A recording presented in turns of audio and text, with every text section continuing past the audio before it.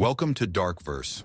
I'm Isaac Nightshade, your guide through the eerie, the unknown, and the stories that linger in the shadows. Now, I'm not your average storyteller.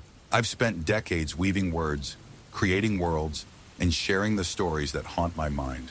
But this time, I bring you something different, something inspired by an unexpected encounter. You see, I was recently on a holiday in a peaceful hilly area, a serene escape that I thought would give me a break from my usual routine. It was there amid the calm and beauty of the hills where I met a university student whose tales of eerie roommates kept me up for days. Over 7 days, she shared stories that ranged from unsettling to downright terrifying. Stories about things that shouldn't have happened but did. As we talked, I couldn't help but jot down every single one. And here they are, stories that had been waiting for the right time and place to be told. So if you're intrigued by the stories I'm about to share, if you find comfort in the chill of the unknown, consider subscribing. Support a writer who spent years in ink and silence, and now is finally sharing what's been hiding in the dark corners of my imagination. Tonight, you're about to hear 32 chilling roommate horror stories that will stay with you long after the final word. These stories you won't forget, and if you enjoy them, please subscribe to my channel. Let's begin. Story 1. The Roommate Who Vanished Without a Trace. It was the beginning of the semester when Jack moved into his new apartment. He'd been living in the dorms for the past year, but the cramped rooms and constant noise had worn him thin. When he found an ad for a 2-bedroom apartment just a short walk from campus, it felt like the perfect opportunity for some peace and quiet. And it was cheap too cheap for the location. His new roommate, Alex, was already living there when Jack moved in. Alex was a senior, quiet, and kept to himself, which suited Jack just fine.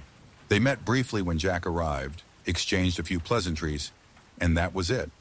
The apartment was a bit worn down, but it had character. The walls were thin, the floor creaked, but it was everything Jack needed. A little place to call his own. For the first couple of weeks, everything was fine. The apartment felt like a haven after the chaos of dorm life.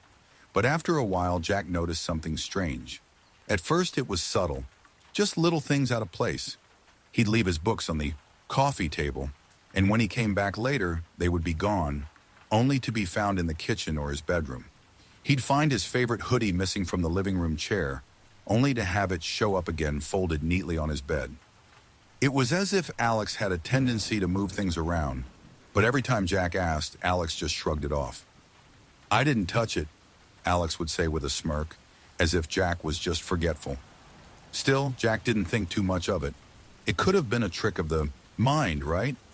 Maybe he was just scatterbrained from all the studying. But then things got worse.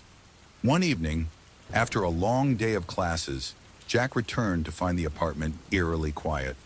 The lights were off and there was no sound of Alex's usual music playing from his room. Jack called out, but there was no response.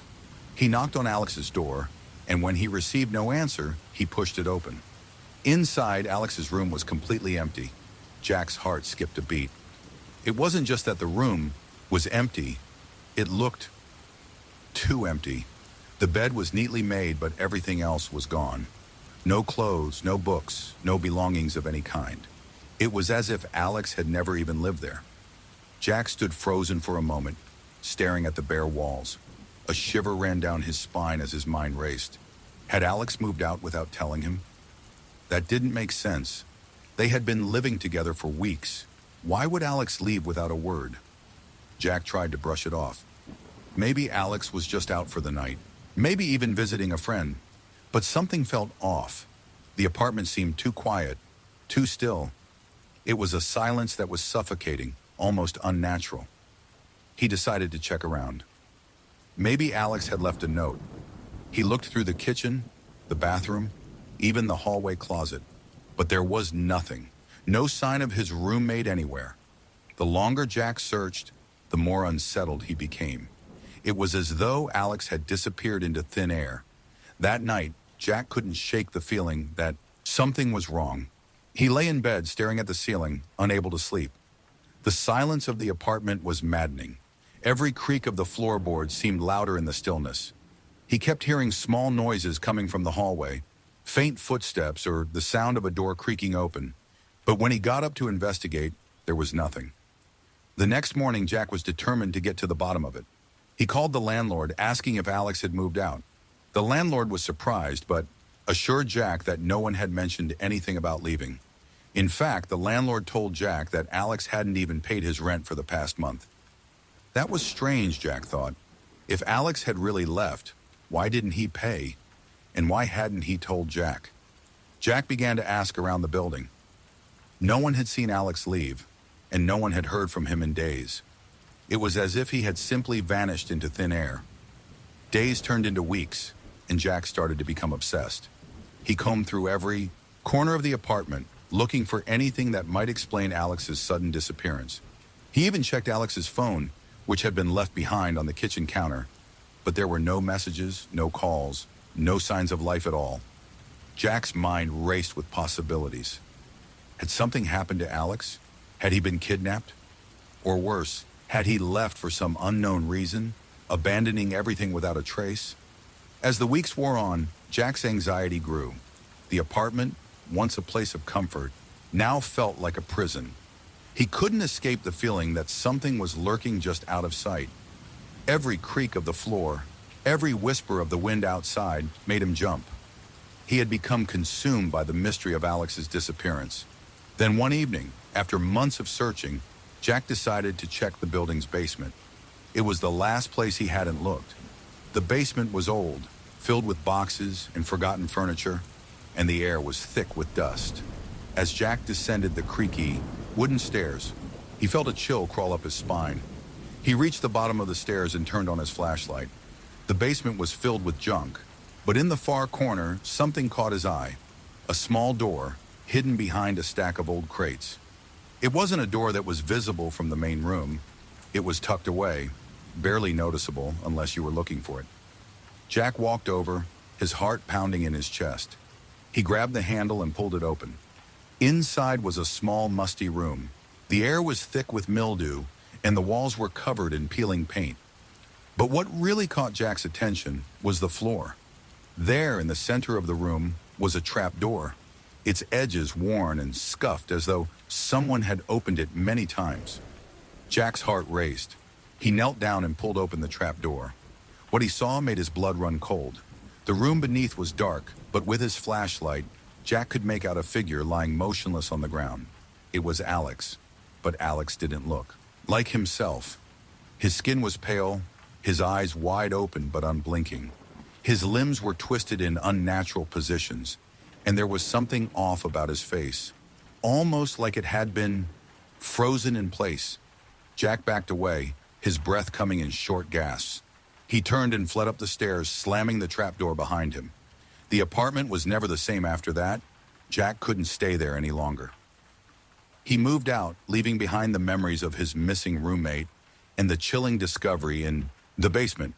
But to this day, Jack can't shake the feeling that something is still in that apartment. Something waiting for the next person to come and uncover its dark secret. Story 2. The Silent Roommate. It had been weeks since Mia had moved into the apartment on Wilson Street. The place was cozy, just a short walk from her college campus, and the rent was a steal, too good to pass up. She was excited to finally get away from the dorms, where the noise never seemed to end in the shared bathrooms made her feel like she was always living in chaos. Her new roommate, Emily, seemed like the perfect fit at first. They met when Mia signed the lease, and Emily seemed friendly enough. She was quiet, kept to herself, and didn't seem to have a lot of stuff. Mia didn't mind. It was a relief to find someone who didn't bring constant visitors or throw loud parties. The first couple of days were uneventful. Mia spent her time unpacking, organizing, and adjusting to life in the apartment. Emily mostly stayed in her room, studying or reading, and Mia didn't mind. The place felt peaceful, almost too peaceful. But soon Mia began to notice something strange. At first it was the silence. It was normal for roommates to keep to themselves, but this was different. Emily never played music, never spoke much. Even when they crossed paths in the hallway or kitchen, it was always a simple hi or how's it going, with no follow-up. It wasn't just that Emily was quiet, there was an emptiness to her presence. When Mia would ask about her day, Emily would mumble an answer and go back to whatever she was doing, avoiding eye contact. It was like Emily wasn't really there at all. Mia couldn't put her finger on it, but it was starting to get to her. Still, she brushed it off. Maybe Emily was just shy, or maybe she was dealing with her own stuff. Everyone had their off days. Then one night, everything changed. Mia had stayed late at the library, finishing a research paper, and came home, well after midnight. When she opened the door, she was hit by an odd stillness. The apartment was dark, the only light coming from the small lamp in the living room. "Emily!" Mia called out, but there was no response. She shuffled through the dark apartment, heading toward Emily's room. The door was slightly ajar, which was unusual. Emily usually kept her door tightly shut, but tonight, the door was open enough for Mia to see a faint silhouette in the room. Mia knocked gently, but received no answer. She peered inside. "Emily, are you awake?" she asked softly. The figure at the desk didn't move. It wasn't unusual for someone to be reading late into the night, but this felt different. There was something off about the way Emily sat in the chair. Her posture was unnaturally stiff, like she was frozen in place, her back rigid, her hands resting motionless on the desk. Mia's stomach twisted. She didn't know why, but something about the scene unsettled her. She stepped closer, hesitating. "Emily?" Still, there was no movement. Mia slowly reached out and touched her shoulder. The moment her hand made contact, Emily flinched, her whole body jerking like a marionette, and Mia almost jumped back in surprise. "Sorry, I must have startled you," Mia said quickly, trying to brush off the awkwardness. "It's late. I'll let you get some rest." But Emily didn't respond. Mia turned to leave, but as she did, she saw something strange. Emily's eyes. They were wide open, but they looked empty, like someone who had been staring at nothing for too long. Mia felt a chill crawl down her spine, but she pushed it aside. "She's just tired," Mia told herself. "She's been studying too hard." The next morning, Mia woke up to find the apartment eerily quiet again. Emily wasn't in the living room or the kitchen. Mia knocked on Emily's door, but there was no answer. A few hours passed. No sign of Emily. Mia started to feel an unease creeping over her. Was she at class? At the library again? Or was she just avoiding Mia? It didn't make sense. Emily was always in her room. Mia checked her phone for any messages, but there was nothing. No texts, no missed calls, nothing to explain where Emily had gone. By late afternoon, Mia was starting to get worried. It wasn't like Emily to leave without saying anything. She decided to check in on her again, knocking on the door several times. This time she didn't wait for an answer before turning the knob and stepping inside. The room was empty. Mia's eyes scanned the room quickly. The bed was made, the desk untouched, and the shelves neatly organized. Emily's belongings were gone, everything except for a single chair positioned right in front of the desk. And sitting on the desk was the same lamp, casting an eerie glow on the surface, illuminating the only thing left, a small notebook. Mia picked it up, her hands shaking slightly as she flipped it open. The pages were filled with scribbled, jagged handwriting. It looked like Emily had written in a frantic rush. The words weren't complete sentences, just random thoughts and jumbled words that made no sense. "The walls are closing in," one entry said. "I don't know how long I can stay here." Another. Mia turned the pages faster, and the writing became even more erratic. Then at the very end, a single phrase was written. "I'm not alone anymore." Mia dropped the notebook as if it had burned her. Her head was spinning, her pulse racing. She ran to the hallway, but the apartment was still silent. Emily had vanished, without a word, without a trace. Over the next few days, Mia contacted the landlord, her friends, anyone who might have known where Emily had gone. But no one had seen her. Her friends didn't even remember meeting her. Even the landlord had no idea when Emily had last paid her rent or left the apartment. Days turned into weeks, and Mia had no answers. She couldn't shake the feeling that something was wrong, like the walls of the apartment had closed in on her, too. The space felt colder now, empty in a way that made Mia feel like she wasn't alone. Mia moved out soon after. She couldn't stay in the apartment any longer. The silence had become deafening, and yet every time she closed her eyes, she could still see Emily sitting in that chair, unmoving, staring at nothing. And sometimes in the middle of the night, Mia would hear faint footsteps echoing in the empty halls, the sound of someone walking, slowly, purposefully, but there was no one left to walk. Story 3. The Midnight Caller. For most of his life, Daniel had always considered himself a skeptic.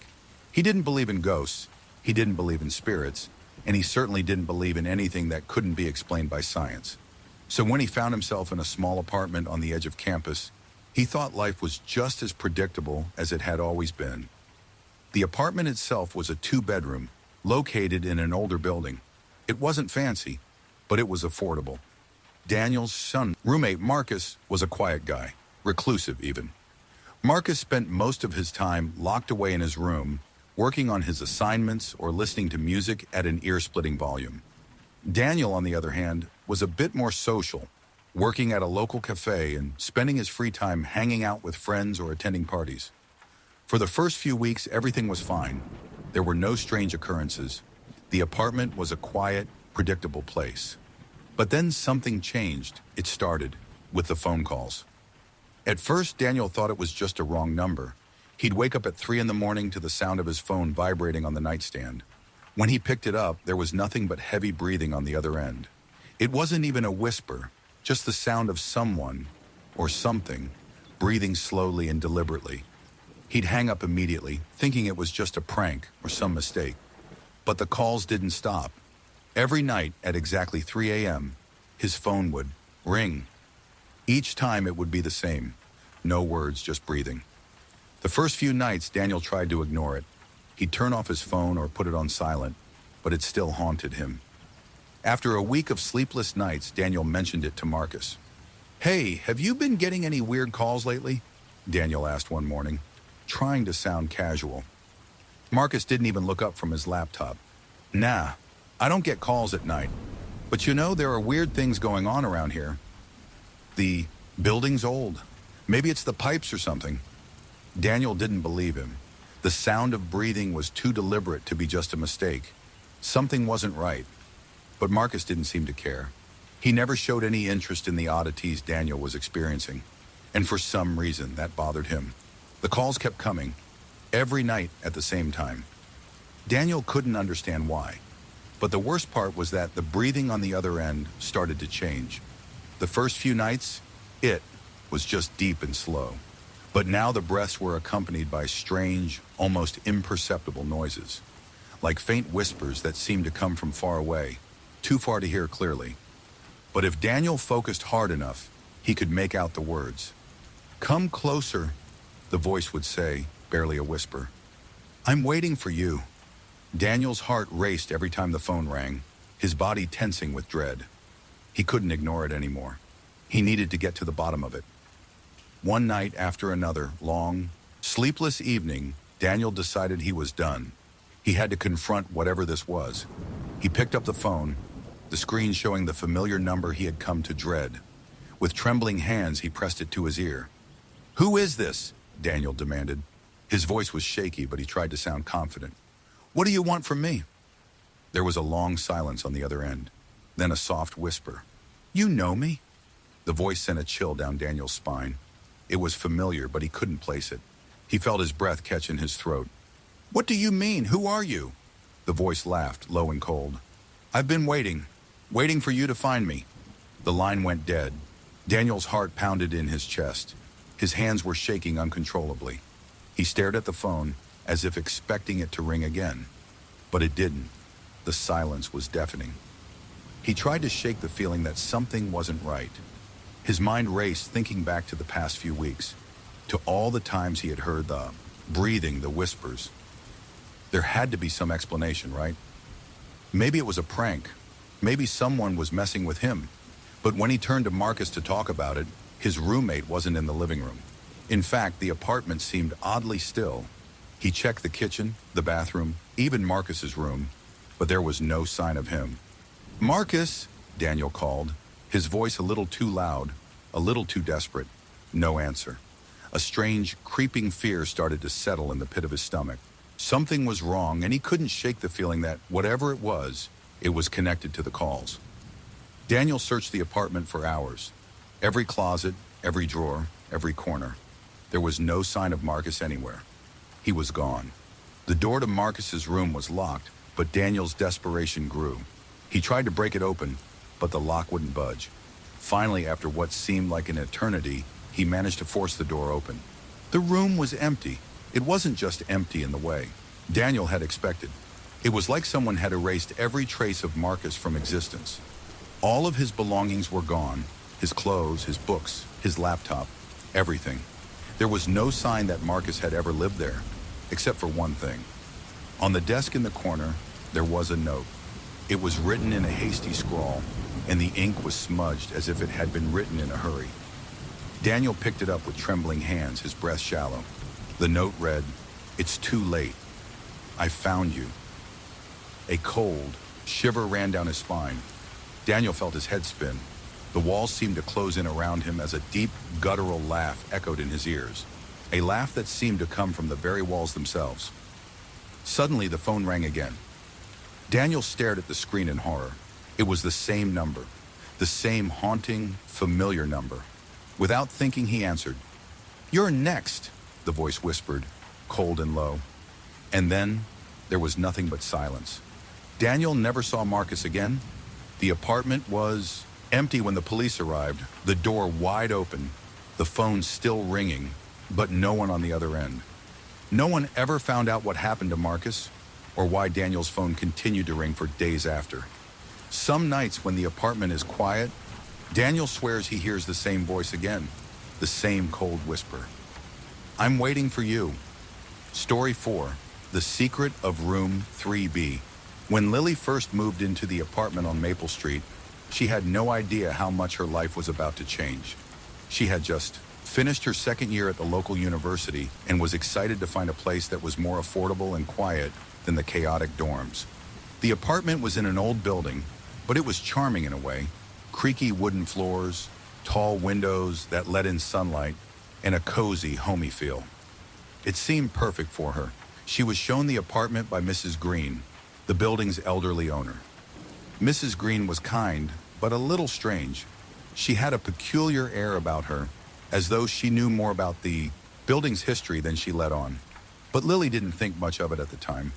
Mrs. Green gave her the keys, welcomed her to the building, and warned her with a soft voice, "Just stay away from room 3B. The last tenant didn't stay long, and some things are better left undisturbed." Lily laughed nervously, chalking it up to the old woman's eccentricity. "Sure, I'll be careful," she said, dismissing it with a friendly wave. At first, everything was fine. Lily settled in quickly, unpacking her books and setting up her space. She didn't see much of Mrs. Green after the move-in day, but the other tenants were friendly enough. College students, young professionals, all living in their own little world. But there was one thing that started to feel a little strange. Room 3B, the room Mrs. Green had warned her about, was located directly across the hall from Lily's room. It had always been locked, and for a while Lily didn't think anything of it. She assumed it was just another empty room, but every so often when she walked past it in the hallway, she would feel an odd sense of discomfort, like someone was watching her from behind the door. There were times when she'd hear faint noises, scratching sounds or the sound of something heavy being dragged across the floor. She chalked it up to the old building settling or a trick of her mind. But then things began to get worse. One night around midnight, Lily was sitting in her room, reading a textbook for class. The apartment was quiet, too quiet, and the building seemed to be holding its breath. Then she heard it, the unmistakable sound of footsteps, soft, deliberate footsteps, moving slowly down the hallway. Lily froze. Her heart began to race as the sound grew closer to her door. She stood up, walked cautiously to her door, and peered out through the peephole. She saw nothing. The hallway was empty. The footsteps had stopped. It must have been a neighbor, she thought, though the feeling of unease didn't go away. The next morning, Lily decided to take a walk around the building, just to clear her head. She passed by room 3B again and noticed something odd. The door, which had been locked the night before, was slightly ajar. A faint light was spilling out from the crack. Her curiosity piqued. Lily stood there for a moment, staring at the door, before she pushed it open ever so slightly. What she saw inside made her heart stop. The room was covered in dust, the furniture old and faded. But it wasn't the room's appearance that caught her attention. It was the paintings on the wall. There were dozens of them. But the strange thing was that all of them depicted the same face. The face of a woman with hollow eyes and a vacant expression. The paintings seemed to stare at her, as if they were alive, following her movements. Lily stepped inside, unable to resist. She moved toward one of the paintings on the far wall, mesmerized by its eerie detail. But as she got closer, she noticed something even stranger. The painting wasn't just a picture. The woman in the portrait was moving, her eyes blinking and her lips twitching, as though she was trying to speak. Lily stumbled backward, horrified. The door slammed shut behind her with a loud bang, and she gasped in panic. Her breath came in short, shallow bursts, and she rushed out of the room, slamming the door shut behind her. The hallway felt darker now, as if the shadows were reaching out to trap her. Her mind raced with confusion. What was going on? Why had the door been open? Who had been in that room? Lily didn't want to believe it, but something told her that she wasn't alone in the building anymore. The strange presence she had felt when passing room 3B was growing stronger, as though the walls themselves were closing in on her. She needed answers. The next day, Lily decided to visit Mrs. Green. She found her sitting in her rocking chair on the porch, sipping tea. The older woman looked up as Lily approached, her wrinkled face creased in a knowing smile. "Is something troubling you, dear?" Mrs. Green asked, her voice soft, as if she'd been expecting this moment. Lily hesitated before speaking. I went into room 3B last night," she admitted, her voice trembling. Mrs. Green's expression darkened, and she set her teacup down on the table. "I told you, child," she said slowly. "You should have stayed away from that room. It's not what you think." "What do you mean?" Lily asked, her curiosity getting the better of her. "What's really going on in that room?" Mrs. Green sighed deeply. "That room belonged to a woman named Helena. She moved in many years ago. She was a lovely young woman, full of life, until she became obsessed with the paintings in that room.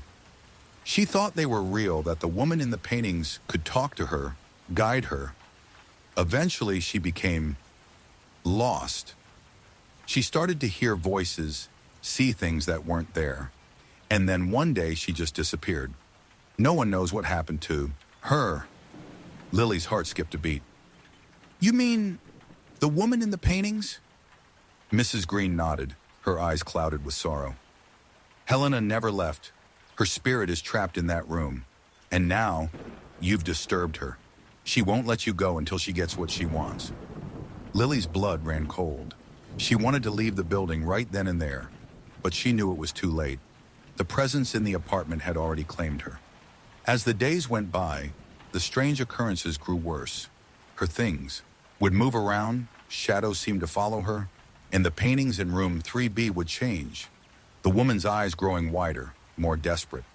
The apartment had become a prison, and the door to room 3B was always open, beckoning her to come back. Lily couldn't escape it. She knew she would never be free of the building, never free of the woman who had been trapped there for so long. And to this day, she's never left.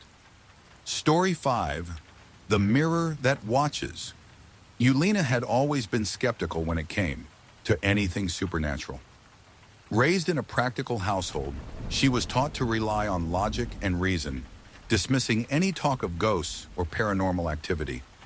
So when she moved into the old 2-bedroom apartment on Harrison Avenue, she didn't think twice about the mysterious rumors surrounding the building. It was affordable, conveniently located near campus, and perfect for her and her new roommate, Claire. At first, everything seemed normal. Claire was a quiet and reserved person, a perfect match for Lena's introverted nature. The two of them quickly settled into a comfortable routine. They'd share meals now and then, chat briefly about their days, but mostly kept to themselves. The apartment, though old, was charming. High ceilings, hardwood floors, and large windows that let in plenty of light. But something about the apartment began to unsettle Lena after a few weeks. It wasn't the building itself, at least not at first. It was the mirror.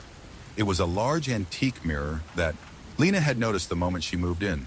It stood in the hallway between their two rooms, its gilded frame a little too ornate for the otherwise simple decor.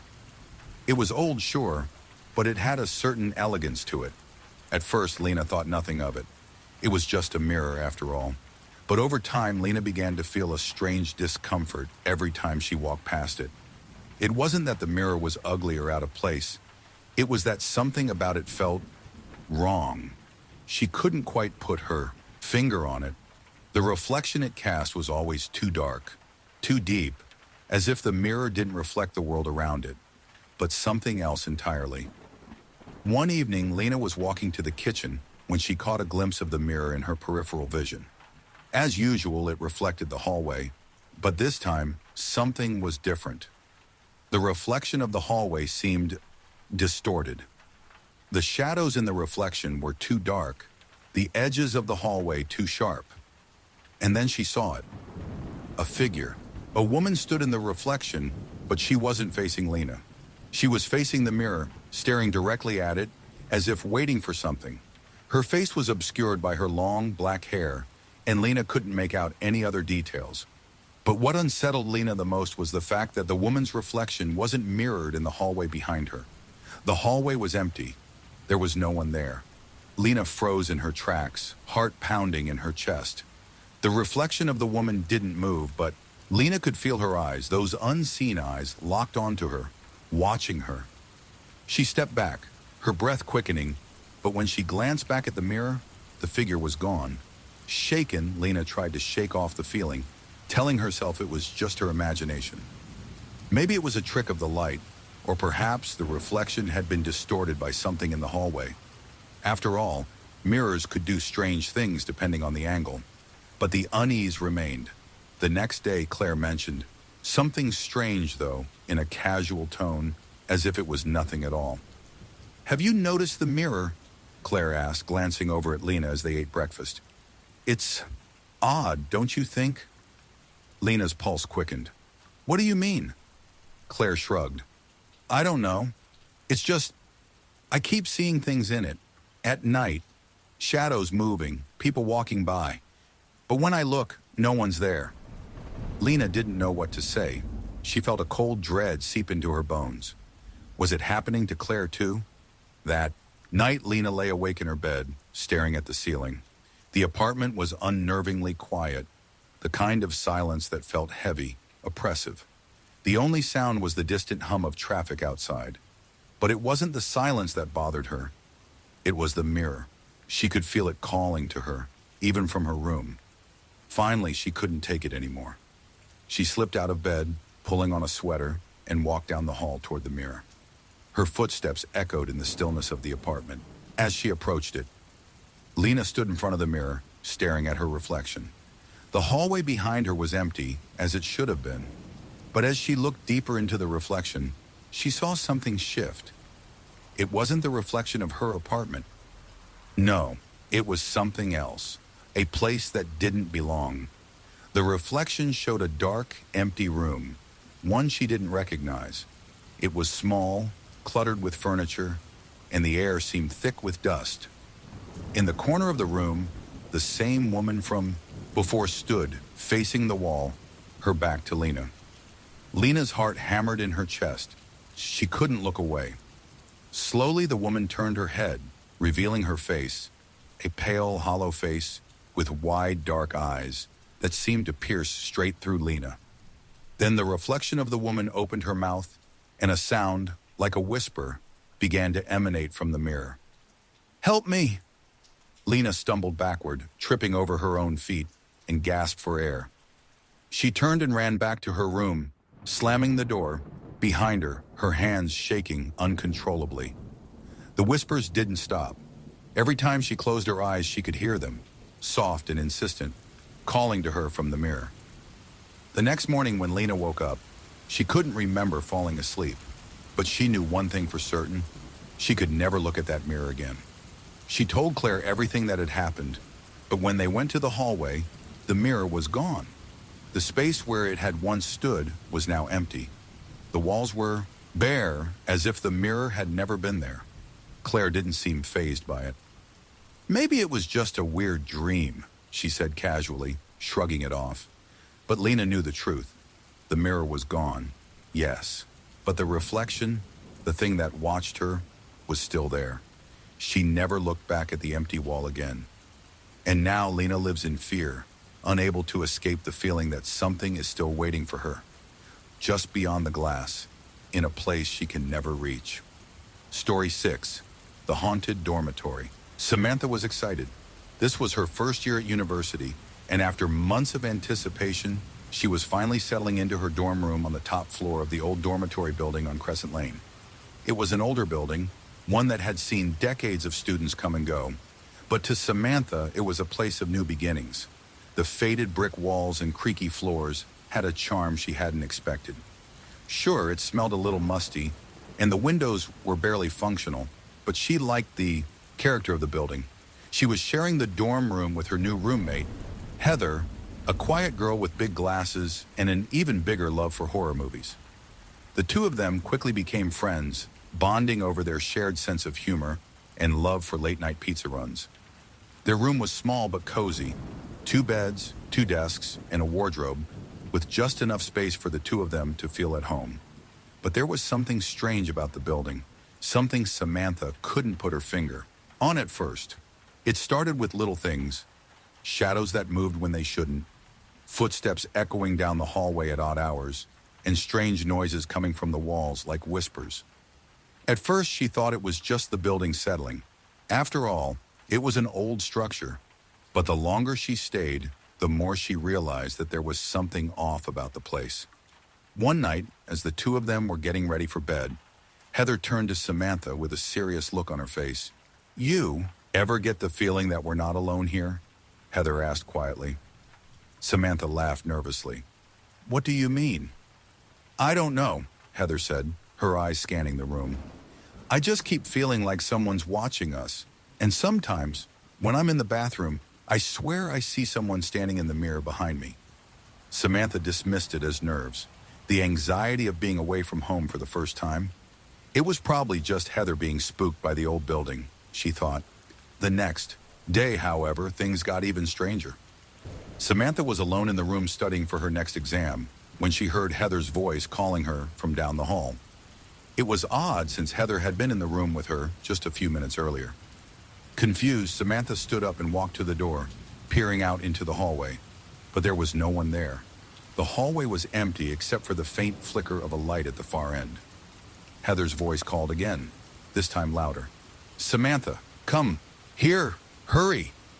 Samantha felt a chill crawl up her spine. She didn't want to follow the voice.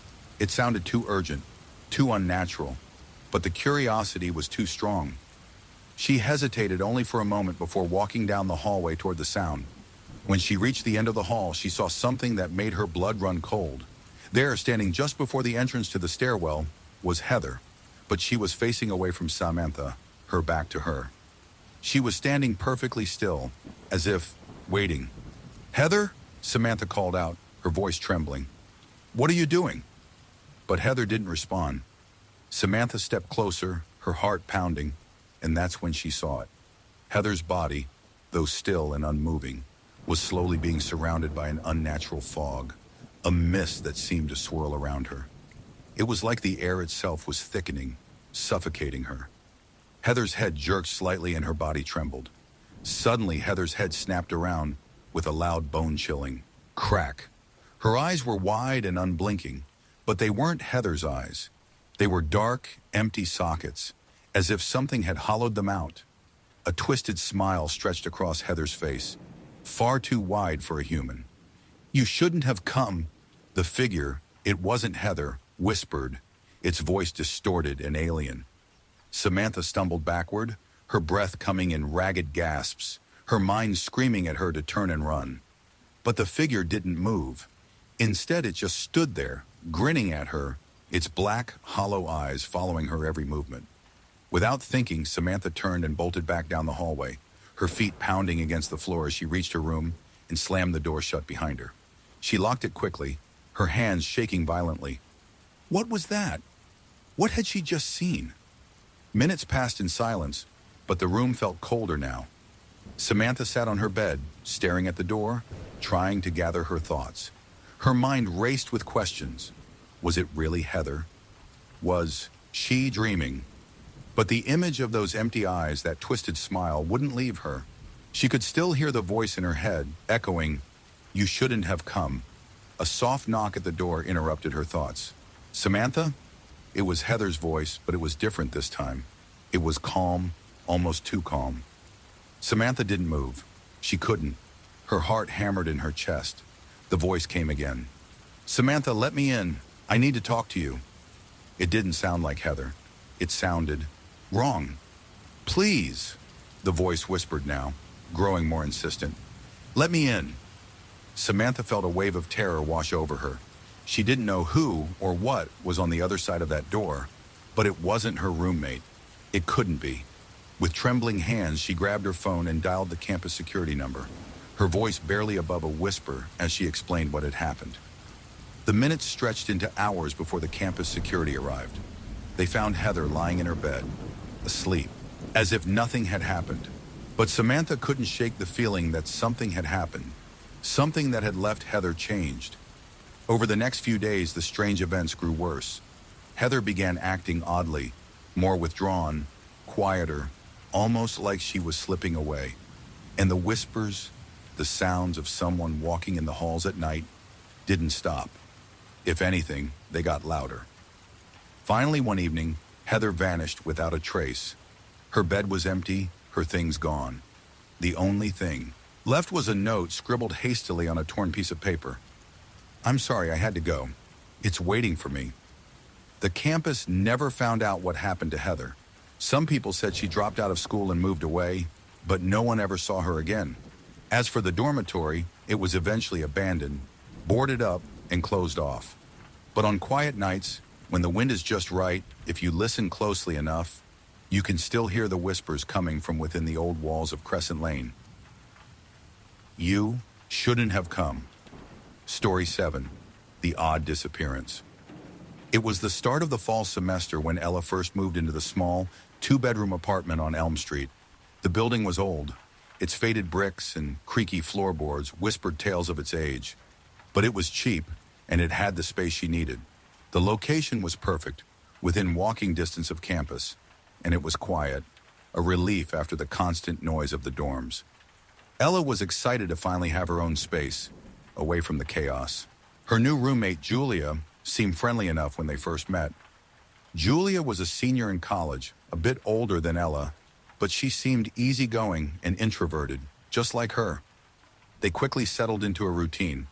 Julia would spend most of her time in her room, studying for her classes, and Ella spent her time either at work or at school, so there wasn't much overlap. It was an ideal living arrangement, and for a while Ella didn't think much about it. But then, things started to feel off. At first it was little things. Julia would leave for hours at a time, sometimes not returning until late at night. And Ella would hear the faint sound of someone pacing up and down the hallway, even though no one was there. The walls were thin, so she assumed it was just a neighbor.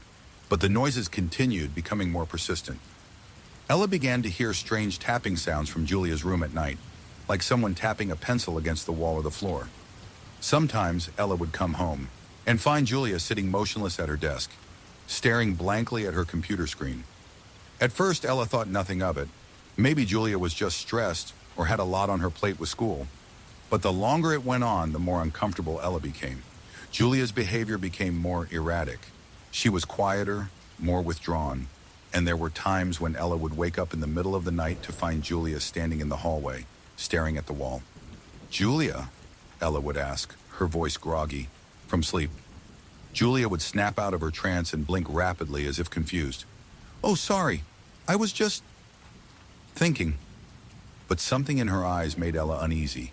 It was like she wasn't really there, like she was in a different world. One night, Ella came home late after a shift at the cafe. She expected Julia to be in her room, studying as usual. But when she entered the apartment, the lights were off, and the silence was thick, almost suffocating. There was no sign of Julia. "Julia?" Ella called out, but there was no answer. She checked her room. Empty. The bathroom. Empty. Even the kitchen, which was usually scattered with dishes and half-eaten snacks, was completely clean.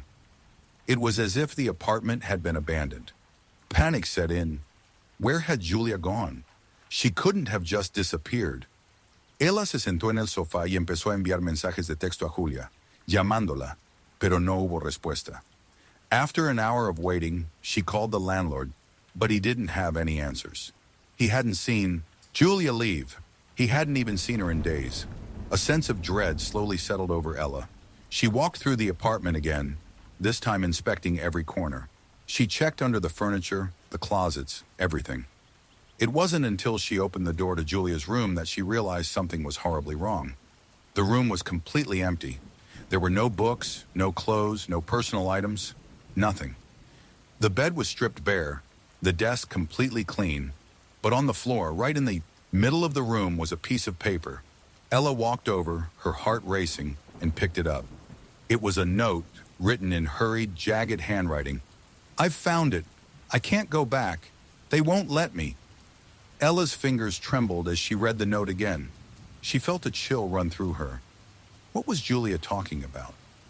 What had she found? Suddenly, the hairs on the back of her neck stood up.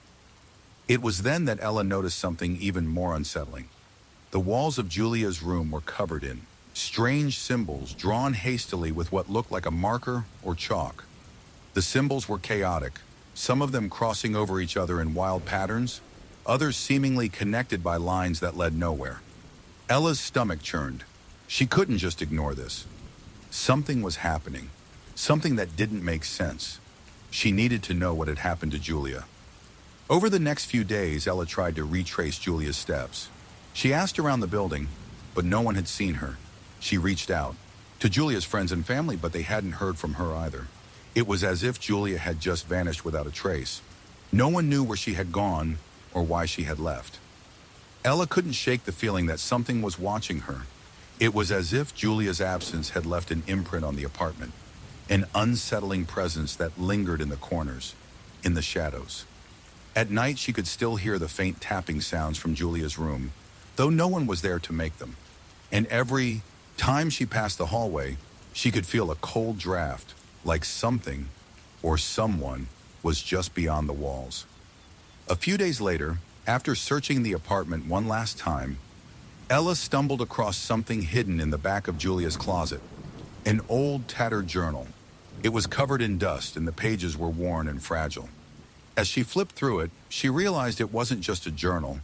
It was a diary of Julia's descent into something dark and unsettling. The entries were filled with ramblings about finding the truth, about unlocking the door to something hidden deep within the building. Julia had become obsessed with something that had pulled her in and wouldn't let her go. One of the last entries sent a shiver down Ella's spine. "They're here. They've always been here. I can hear them in the walls, in the floorboards, in the air. They want me to come with them. They're calling me, and I can't resist anymore." The last words were barely legible. "Help me before they take me." Ella sat down, her heart racing. She didn't know what had happened to Julia, but one thing was clear. She had found something she shouldn't have. She had uncovered something that had taken control of her, and now it was after her too. After a few more weeks, the landlord decided to renovate the apartment. It was empty now except for the sounds of hammers and drills echoing through the hallways as workers began to tear down the walls. But as they worked, one of them uncovered something unexpected, a hidden door deep within the walls of the apartment. When they opened it, they found Julia. But it wasn't the Julia they remembered. She was sitting there, her back against the wall, her eyes wide open and unblinking, as though she had been waiting. And in her hand, she held a note that simply read, "I'm not alone anymore." Story 8. The Mirror That Watches You. Sarah had always been a practical person. She didn't believe in things like ghosts, spirits, or paranormal activity. She considered herself grounded in reality. Everything could be explained by science, logic, or the occasional coincidence. But when she found herself in the small, old apartment building on Ashford Lane, things started to change. Sarah had just moved to the city for her new job, and the apartment was a perfect fit. The rent was reasonable, The location was great, and the building, though old, had a certain charm. It had been around for decades, with vintage wallpaper and antique fixtures. Sarah liked the idea of living in a space with character, even if it was a little worn. Her new roommate, Megan, was friendly and seemed like a perfect match. Megan was quiet, kept to herself, and spent most of her time either reading or working on freelance projects. They got along well, often spending evenings together watching movies or having long conversations about life.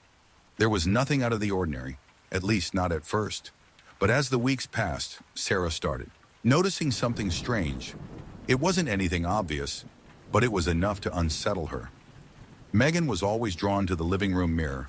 The mirror itself wasn't anything spectacular, just a large ornate piece that hung on the wall across from the couch.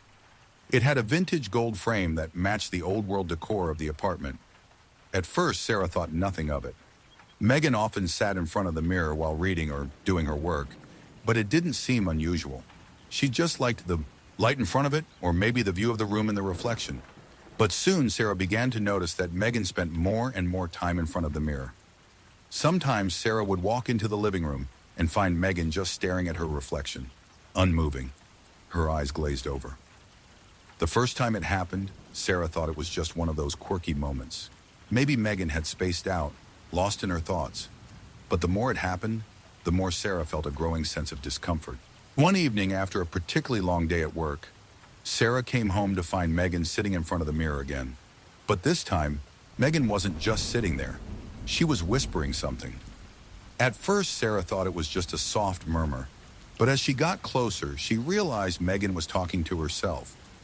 Or rather, to the reflection in the mirror. "Megan?" Sarah asked, her voice hesitant. Megan didn't respond. She just kept whispering, her gaze fixed on the mirror. Sarah's heart raced. Something about the whole situation felt wrong. Megan's reflection in the glass seemed to be moving, just slightly, but in a way that didn't match her real movements. "Megan," Sarah repeated, stepping closer. "What are you doing?" Megan's head jerked up, and for a moment she blinked at Sarah, as if she hadn't even realized she was there. "Oh, sorry, I didn't hear you," she said, her voice distant, almost vacant. "I was just, thinking." Sarah tried to brush it off, but she couldn't shake the feeling that something wasn't quite right. Megan's behavior had grown stranger over the past few days. She had become more withdrawn, less engaged with Sarah, and increasingly fixated on the mirror. The air in the apartment felt heavy, as if it had absorbed some of the tension Megan was bringing with her. Later that night, Sarah tried to sleep, but every time she closed her eyes, she felt a strange presence. The apartment seemed unnaturally quiet, and the oppressive silence made her skin crawl. She tossed and turned, unable to shake the feeling that someone, or something, was watching her. After a while, she gave up on sleep and got out of bed. She needed to know what was going on with Megan. Sarah walked down the hallway toward the living room, her steps slow and deliberate. The apartment was dark except for the faint glow of streetlights filtering through the windows. When she reached the living room, she froze. Megan was standing in front of the mirror, her face pale, her expression blank. But it wasn't her reflection Sarah saw. It was something else. The reflection in the mirror was of Megan, but her eyes were black, completely black, with no whites or pupils, just an empty void. The reflection's mouth was twisted into a grotesque, unnatural grin, and its movements were jerky, as if it was being controlled by an invisible force. It wasn't Megan anymore. It was something else entirely. Something dark. Something wrong. "Megan?" Sarah whispered, her voice trembling. Megan's head snapped to the side as though the real Megan could hear her. But when she turned around, her face was normal again. Empty and distant, but not the twisted figure from the mirror. "What is it, Sarah?" Megan asked, her voice calm, though her eyes lacked any emotion. Are you okay?" Sarah asked, her voice shaky. Megan blinked, looking confused. "Of course, I'm fine. I was just lost in thought." But Sarah couldn't shake the feeling that something had happened to Megan, that she wasn't the person who had moved into the apartment months ago. Something had taken hold of her, something sinister, and it was connected to that mirror. The next few days were a blur for Sarah. She spent her time trying to keep her distance from Megan, but the feeling that something was wrong never left her. She couldn't stop thinking about the mirror, the way it seemed to reflect things that weren't there, the way Megan had become so fixated on it.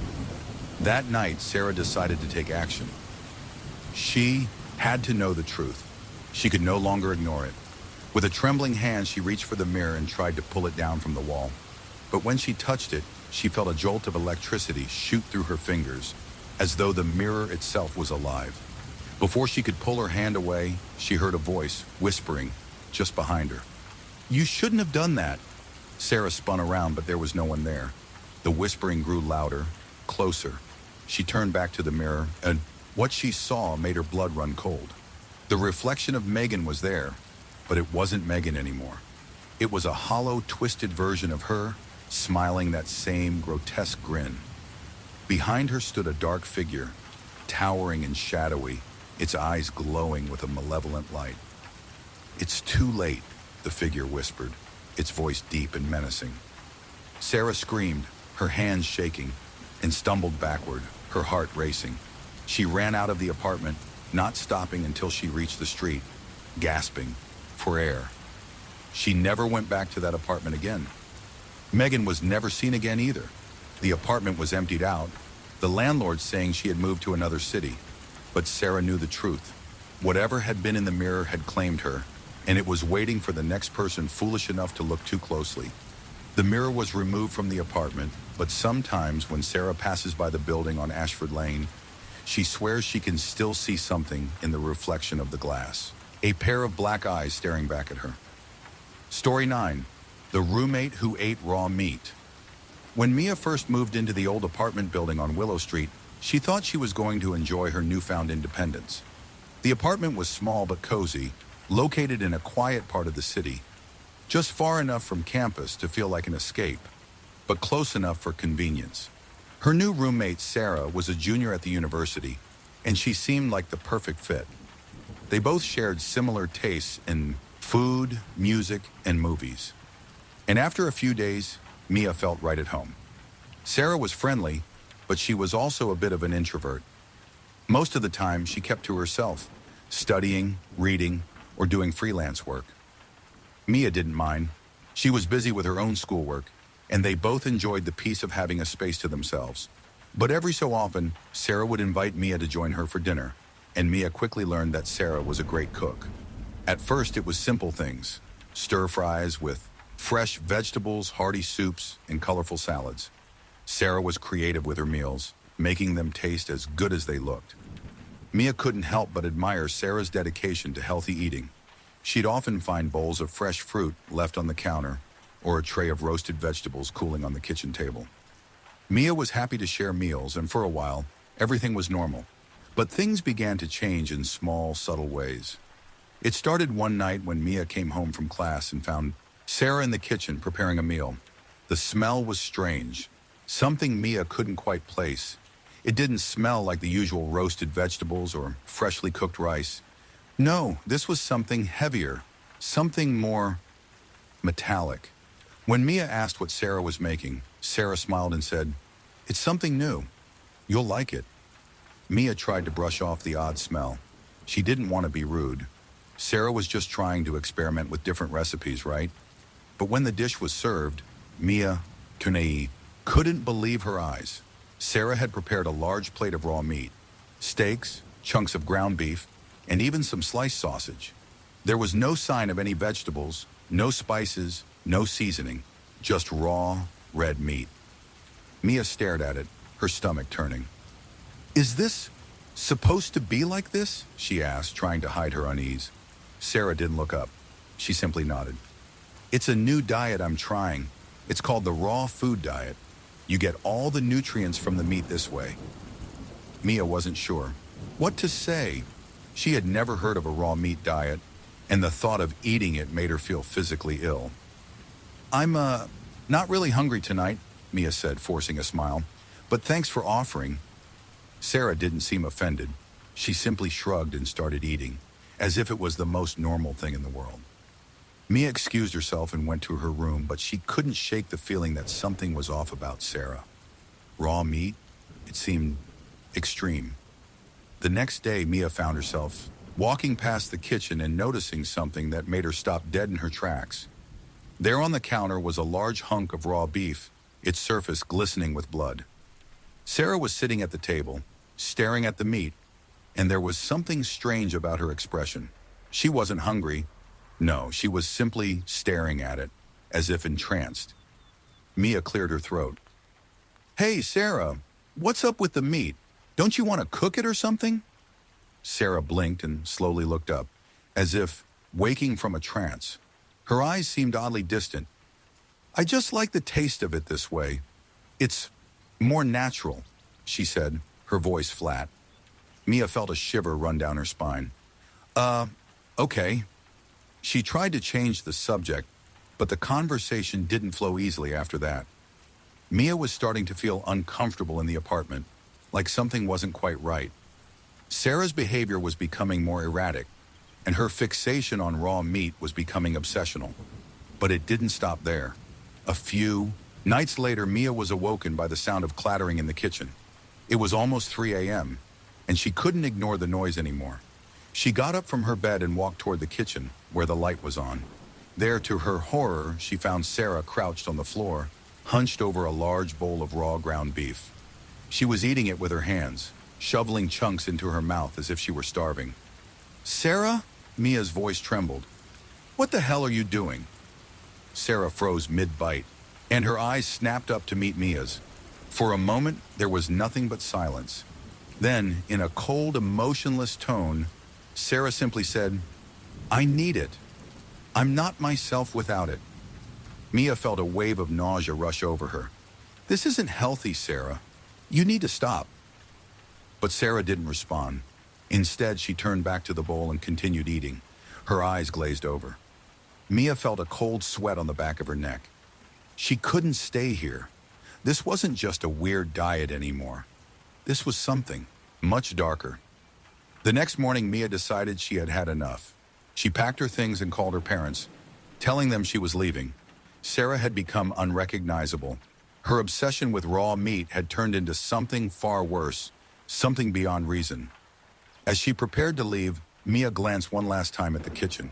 Sarah was sitting at the table, staring down at a fresh cut of meat, but this time, her expression wasn't calm.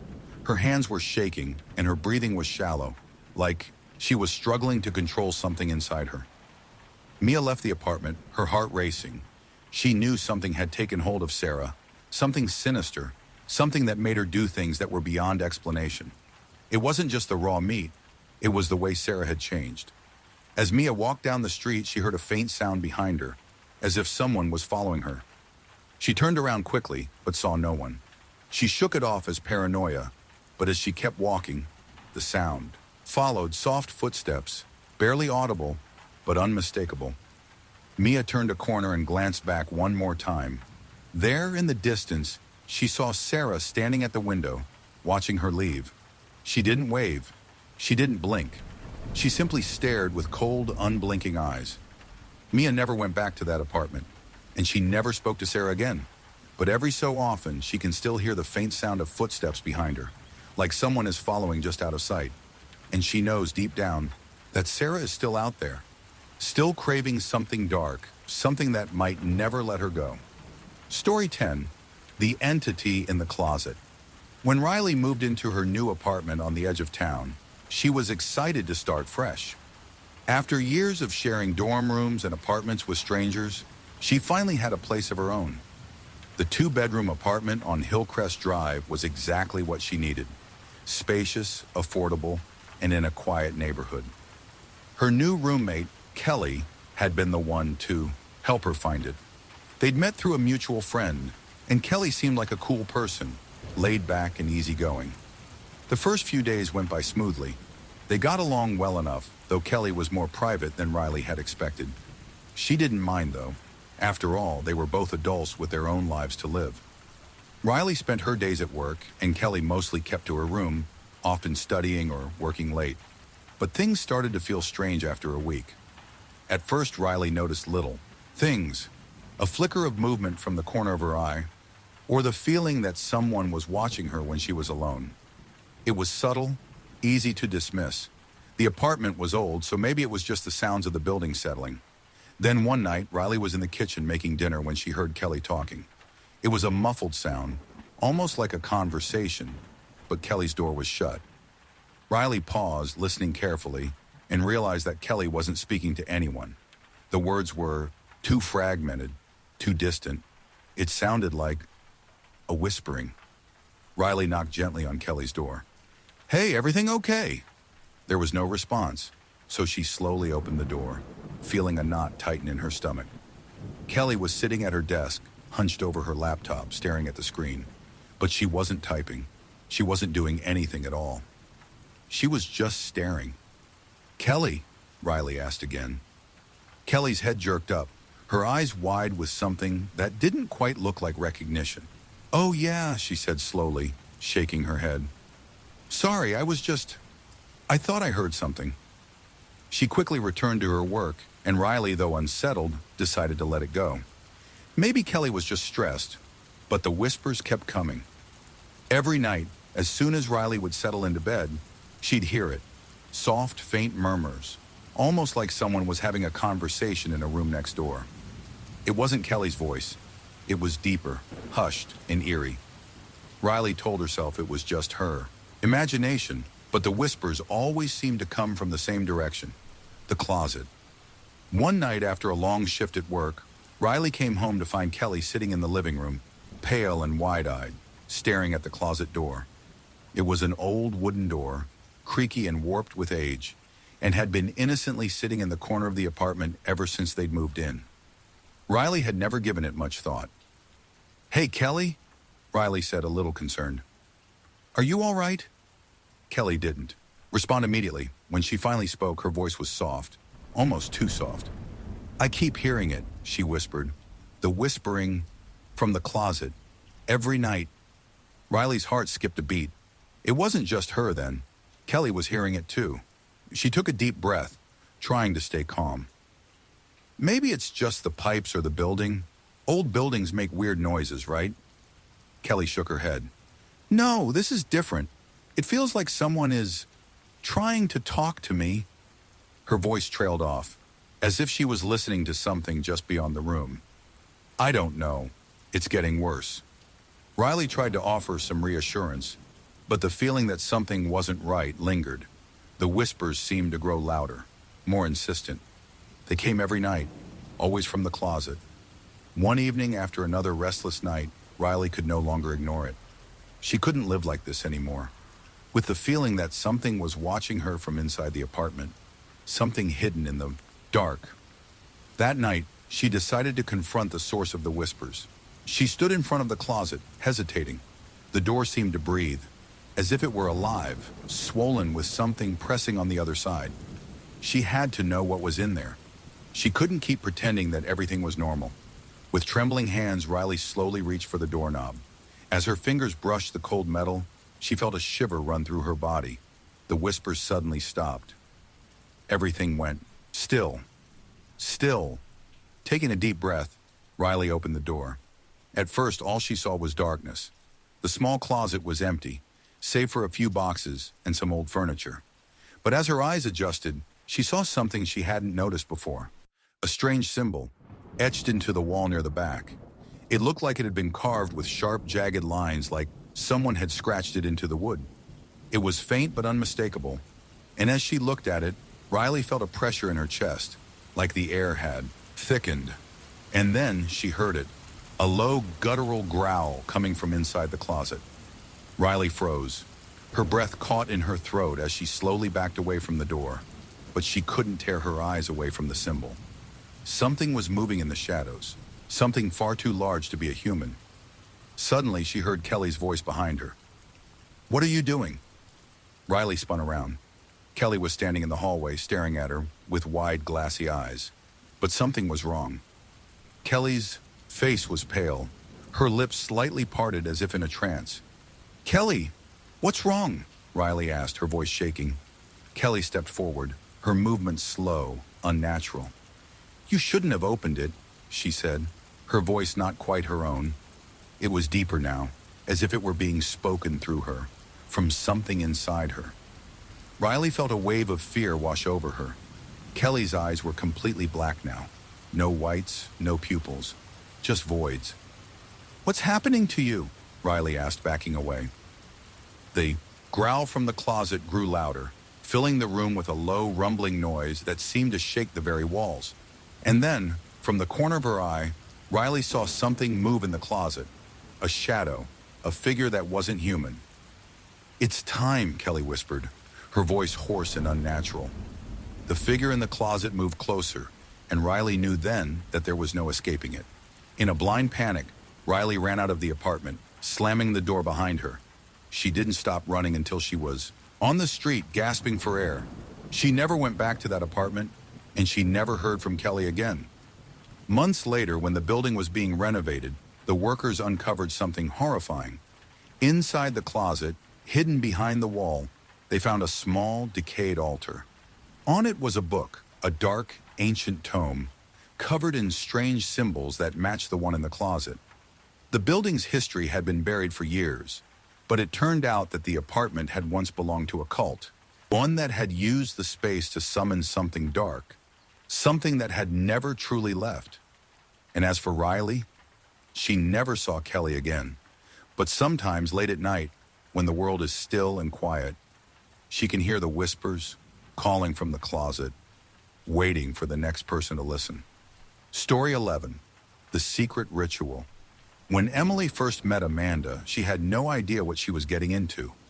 It was the beginning of their sophomore year at university, and Emily was desperate to find a place to stay. The dorms were overcrowded, the rent was high, and she needed a place that felt like home.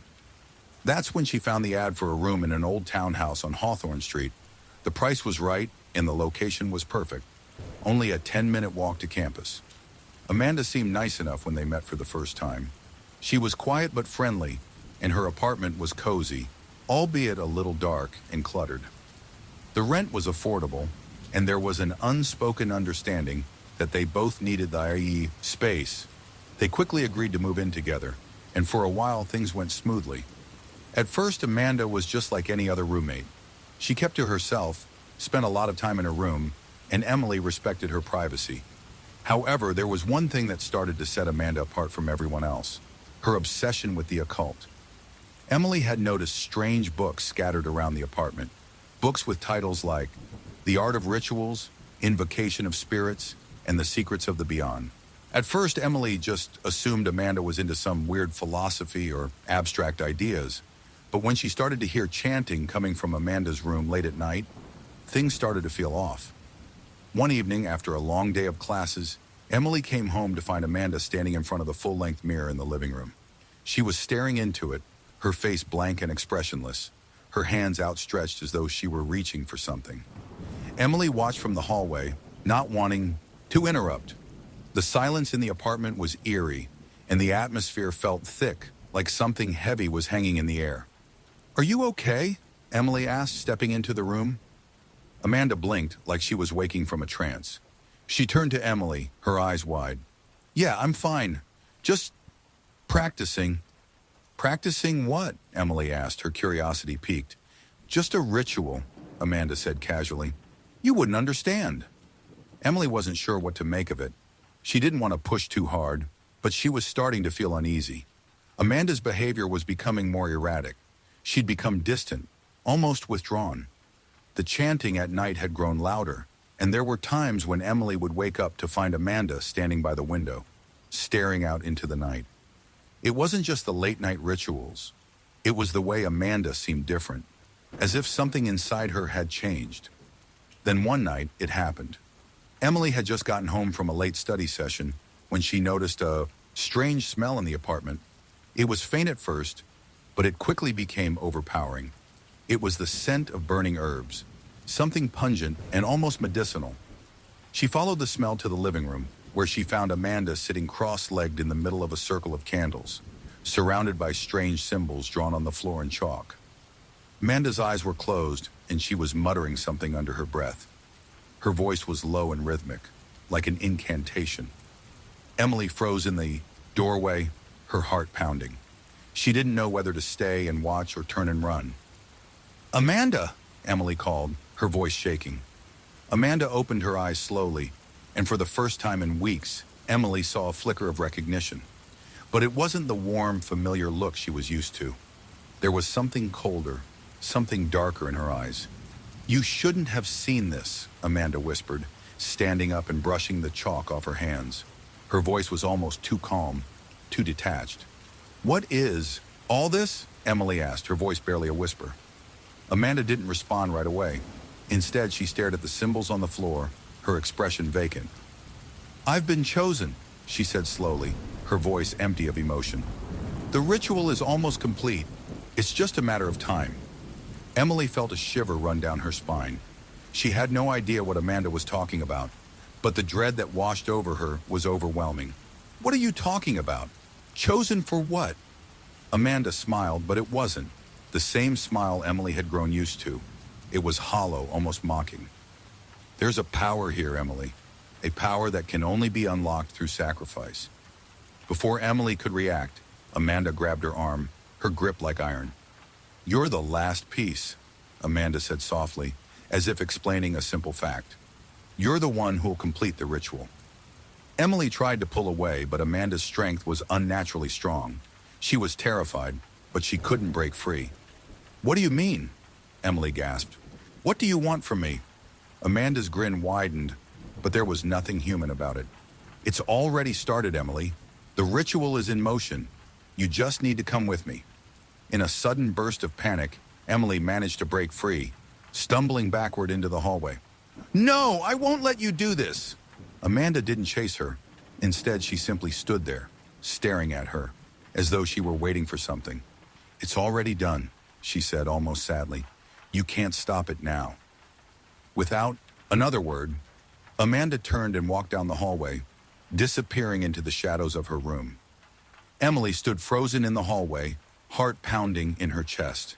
She didn't know what had just happened or what was going on, but something inside her told her she needed to leave. Now that night, Emily packed her things, throwing clothes and belongings into her bag. She didn't even bother to say goodbye. She couldn't. She didn't know who or what Amanda had become, but the person she'd been living with was gone. Something else had taken her place. As Emily stepped out into the cool night air, she heard the faintest sound from the apartment, a whisper carried by the wind. She turned quickly, but there was no one there, only the silence of the street. The next day, Emily returned to the apartment to grab the last of her things. She found it empty. Amanda was gone. The candles were gone, the symbols wiped clean from the floor. The apartment looked just like it had when they first moved in, but it felt different. Cold, empty, like nothing that had happened the night before had ever been real. It wasn't until later that Emily learned the truth. Amanda had been involved in something darker than either of them could have imagined. The ritual she had performed was part of an ancient cult, one that had been operating in secret for centuries. And the price for the power they sought?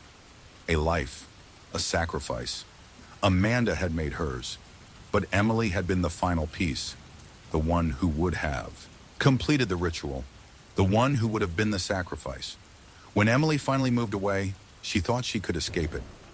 But sometimes on quiet nights, she hears a whisper in the back of her mind, a voice, soft and insistent, calling her name. And every now and then, when she closes her eyes, she sees Amanda's face, not the face she knew, but something else entirely, something hollow, something hungry. Story 12. The Roommate's Secret. When Claire first moved into the apartment on Oak Avenue, she was relieved. She had been looking for a place for weeks after deciding to leave her noisy dorm, and this apartment was perfect. Quiet, affordable, and within walking distance of her new job. Her new roommate, Jenny, was a graduate student who seemed nice and professional when they first met. She was reserved but polite, and that suited Claire just fine. The apartment was a 2-bedroom, and Jenny had lived there for a while, so Claire figured they would both have plenty of space to live comfortably. For the first couple of weeks, things were normal. They had a few friendly chats in the kitchen over coffee, shared meals occasionally, and went on their separate ways. Jenny kept to herself most of the time, working in her room or going to the university library. Claire liked the peace and quiet, and everything seemed fine. But soon Claire started to notice something odd. Jenny's behavior began to change. It started with the small things. Jenny, who had always been very neat, began leaving strange, half-finished drawings lying around the apartment. At first, Claire thought they were just random sketches, nothing too concerning. Jenny was an art student after all, but the drawings grew increasingly strange. They were of faces, distorted, twisted faces with wide, gaping eyes and unsettling grins. The sketches didn't seem like the kind of thing Jenny would usually do. They had a dark, almost wrong feeling to them, and Claire began to wonder what was going on. One night, Claire was sitting in the living room, watching TV when she heard Jenny moving around in her room. Claire didn't think much of it, but after a while she noticed something strange. There was no sound coming from Jenny's room. Normally, Claire could hear the faint rustling of papers or the hum of Jenny's computer, but tonight it was eerily quiet. Curious, Claire walked to Jenny's door and knocked gently. There was no response. "Jenny!" Claire called, but again there was no reply. Claire turned the doorknob, finding that it wasn't locked. She opened the door slowly. What she saw made her blood run cold. Jenny was standing in the middle of the room, her back to the door. She wasn't moving, but she was staring intently at something in front of her. On the wall was a huge drawing, a grotesque portrait of a figure with hollow eyes and a wide, twisted smile. Jenny was staring at it like she was in a trance, unmoving. "Jenny?" Claire said, her voice trembling. Jenny didn't respond. Claire took a few steps forward, her heart hammering in her chest. She reached out and gently tapped Jenny on the shoulder. Jenny flinched, snapping out of her trance. "Oh, hey, Claire," Jenny said softly, turning to face her. There was something off about her eyes, vacant, distant, almost as if she wasn't fully present. "Sorry, I was just lost in thought." Claire tried to ignore the strange feeling that had settled in her stomach. "It's okay, but, you okay? You've been acting a little different lately." Jenny smiled, but it was unsettling. "I'm fine. Just working on some things." The next few days were worse. Jenny's behavior grew more erratic. She would stay up late into the night, her light shining under the door as Claire lay in bed, unable to sleep. Claire could hear her moving around, talking to herself in a low, muttering voice. Every so often, Claire would wake up to find Jenny sitting at her desk, staring at the wall, or scribbling furiously in her notebook. One night, Claire couldn't take it anymore. She had to know what was going on with Jenny. After hearing more strange mutterings, Claire decided to confront her. She opened Jenny's door without knocking, but when she stepped inside, the scene that greeted her was even stranger than before. Jenny was standing in front of her desk, holding a black marker. She was scribbling something on the paper, fast and erratic, like she couldn't stop herself. On the paper were more faces, only now they weren't just distorted. They were moving. Claire stared in horror as the drawings began to shift, the faces warping, the mouths opening and closing as if they were alive. "Jenny?" Claire whispered, her voice shaking. Jenny didn't respond at first. She just kept drawing, her hands trembling as she worked. It was like she couldn't hear Claire. "Jenny!" Claire shouted, stepping forward. Jenny suddenly stopped, looking up at Claire with wide, unblinking eyes. "It's too late," she whispered, her voice barely audible. "They're here, they're coming." Claire took a step back, her mind racing. "What are you talking about?" "The faces," Jenny murmured. "They've been watching me. They want me to join them. I have to finish the ritual." Before Claire could respond, Jenny grabbed her wrist with surprising strength, pulling her closer to the desk. "They'll never let me go if I don't finish," she said, her voice cracking with desperation. Claire yanked her arm away, stumbling backward in shock. Jenny looked at her, her eyes glazed over, as if she wasn't fully aware of what was happening.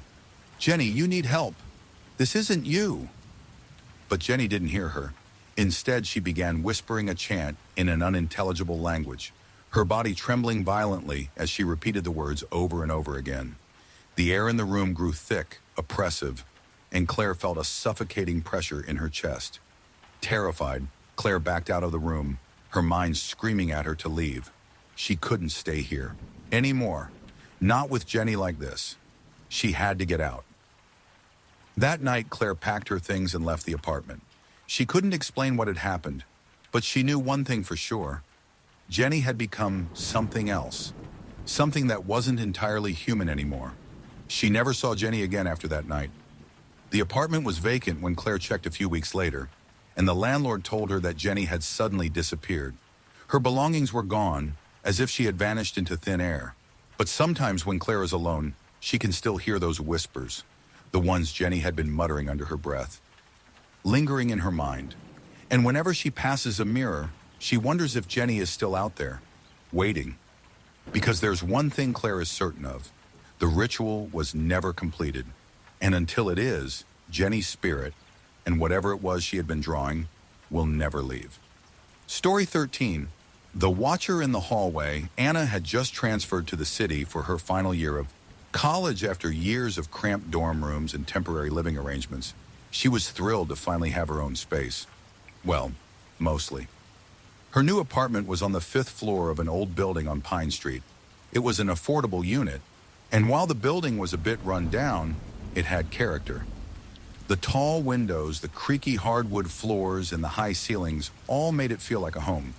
Her roommate, Lindsay, was a quiet, reserved person who had been living in the apartment for a few months already. She had a strange, almost otherworldly presence about her, but Anna was in no position to be picky. Lindsay was polite and kept to herself, spending most of her time in her room studying or working on art projects. To Anna, that was perfect.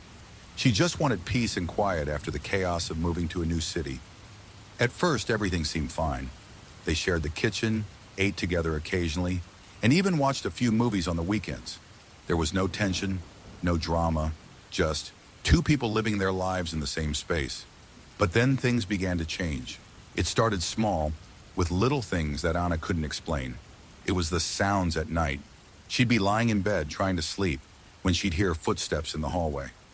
It wasn't unusual to hear the building creak. After all, it was old. But these footsteps weren't the sounds of the building settling. No, they were slow, deliberate steps, like someone was pacing up and down the hallway right outside Anna's door.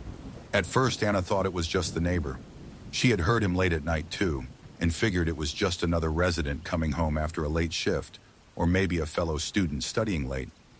But after a few nights, she began to feel uneasy. The pacing would go on for hours. Step, pause, step, pause.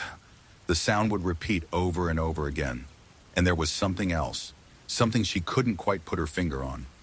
It was like there was a presence outside her door, waiting, watching. Anna tried to ignore it, telling herself she was just being paranoid. But then one night, it got worse. She had stayed up late studying for an exam, and by the time she got into bed, it was well past midnight. She turned off the lights and pulled the covers up to her chin, trying to settle into sleep. That's when she heard it. Footsteps again. This time, though, they were right outside her door. The slow, measured steps were growing louder, as if someone was getting closer. Anna held her breath. The footsteps stopped, and for a long moment, there was nothing but silence. She thought maybe whoever it was had gone away. But then, a knock. A single, quiet knock on her door. Anna's heart raced in her chest. She wasn't expecting anyone. It was late, and she hadn't heard from Lindsay. The last time they'd talked, Lindsay had been in her room all evening, finishing up some work. Anna tried to ignore the growing dread pooling in her stomach, telling herself it was just the wind or a stray noise. But the knock came again, this time a little louder, more insistent. "Anna?" a low voice whispered from the other side of the door. It was Lindsay's voice, but there was something wrong about it. It was hollow, empty, like it wasn't really her at all. "Anna, I need to come in," the voice said again, the tone unsettling. "Please let me in." Anna's hands shook as she reached for the door handle. But before she could touch it, she froze. Something deep within her told her not to open it. This wasn't Lindsay. This wasn't the roommate she had known for the past few months. There was something off about the voice. It wasn't like Lindsay at all. The knock came again, louder this time. "Please, open the door, Anna. I have to show you something." Anna's mind raced, and her instincts screamed at her to get away from the door. Slowly, she backed away from it, her heart pounding so loudly she could hear the thud in her ears. Her breathing was shallow, quick. She glanced at the door. The silence had returned, but it was heavy, too heavy. Something was waiting outside. She could feel it. Without thinking, Anna grabbed her phone from the nightstand and texted Lindsay. "Are you okay?" There was no response. A few minutes passed and the knocking started again. This time it wasn't just a knock, it was a thudding, an urgent pounding on the door. "Let me in," the voice screamed. "Let me in." Anna felt a surge of fear that almost paralyzed her. She pressed her back against the wall, heart racing, her phone still clutched tightly in her hand. She didn't know what was happening, but she was sure she didn't want to find out. The thudding on the door grew louder, more frantic. She could hear someone or something scratching at the wood, trying to get in. In a blind panic, Anna jumped up from her bed and ran to the window. She threw open the blinds and looked out into the dark street below. It was a quiet, peaceful night. No one was around. She didn't know what she expected to see, but the emptiness outside made her feel even more isolated. That's when she saw it. Standing in the hallway, just outside her door, was a figure. It was tall, its features blurred, like the shadows themselves had taken form. It didn't move. It just stood there staring at her.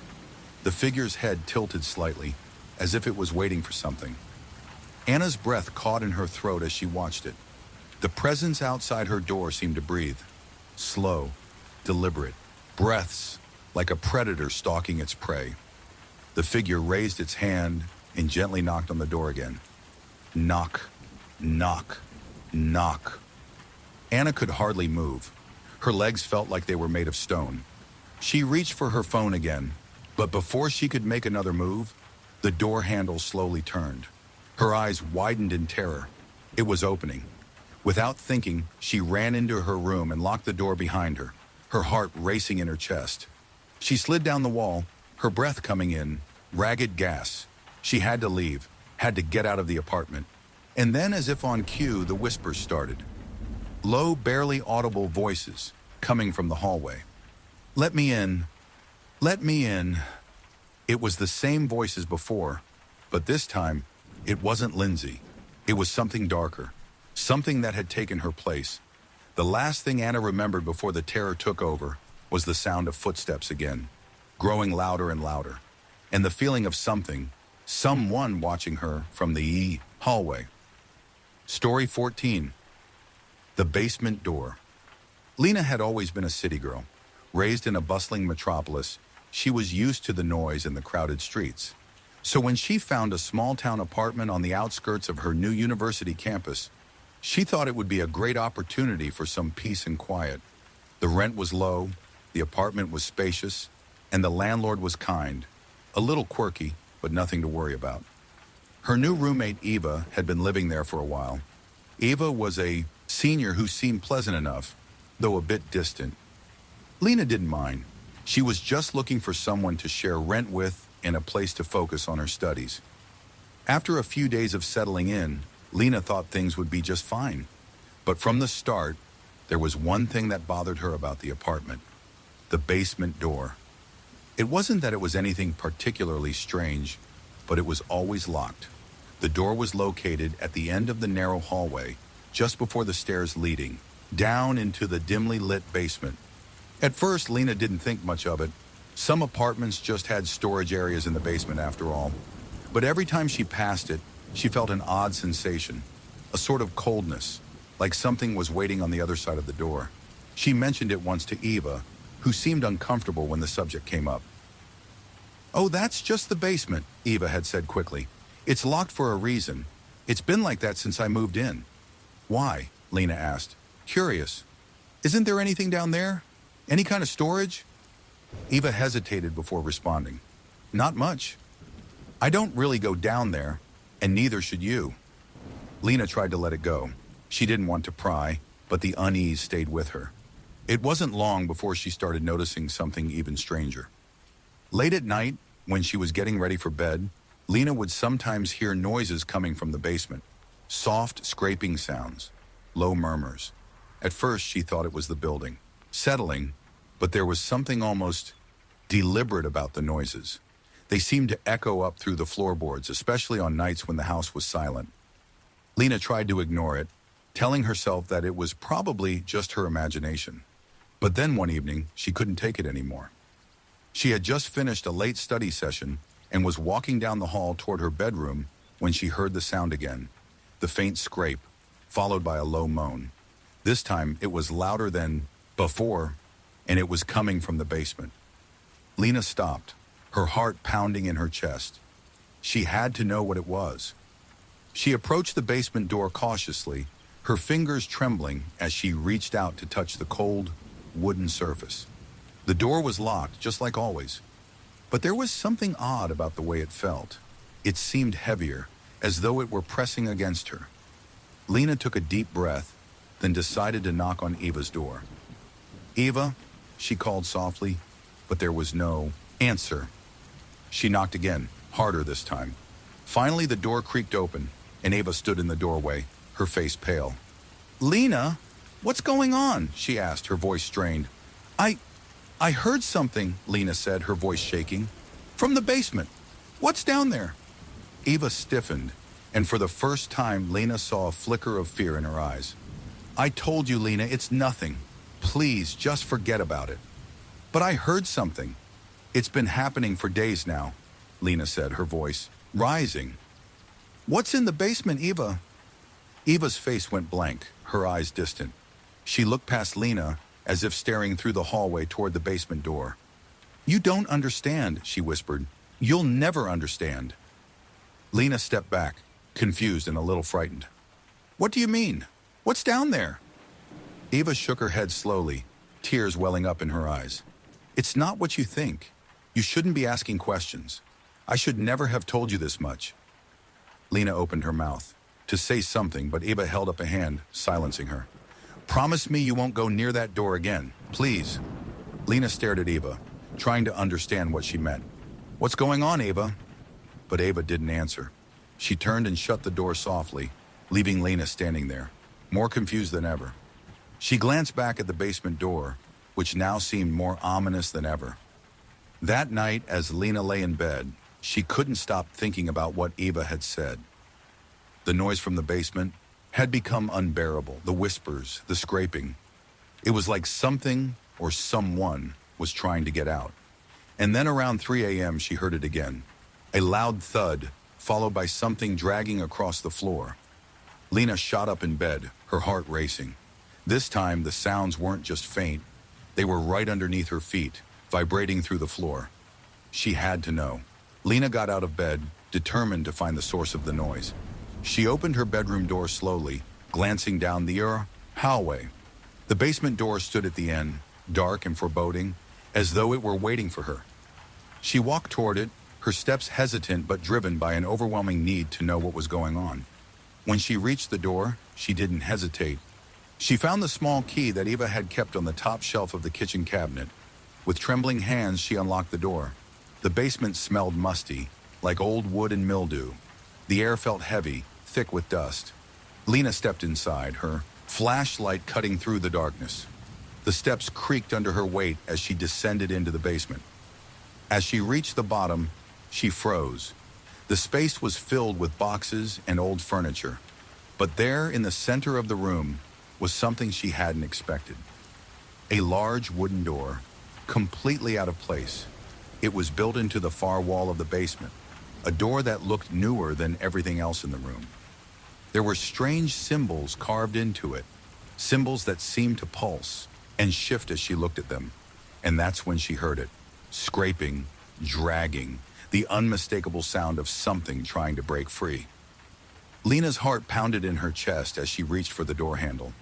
With one swift motion, she pulled it open, revealing a small, windowless room beyond. In the center of the room was a figure, a man sitting motionless against the wall. His eyes were wide open, his face expressionless, as though he were frozen in time.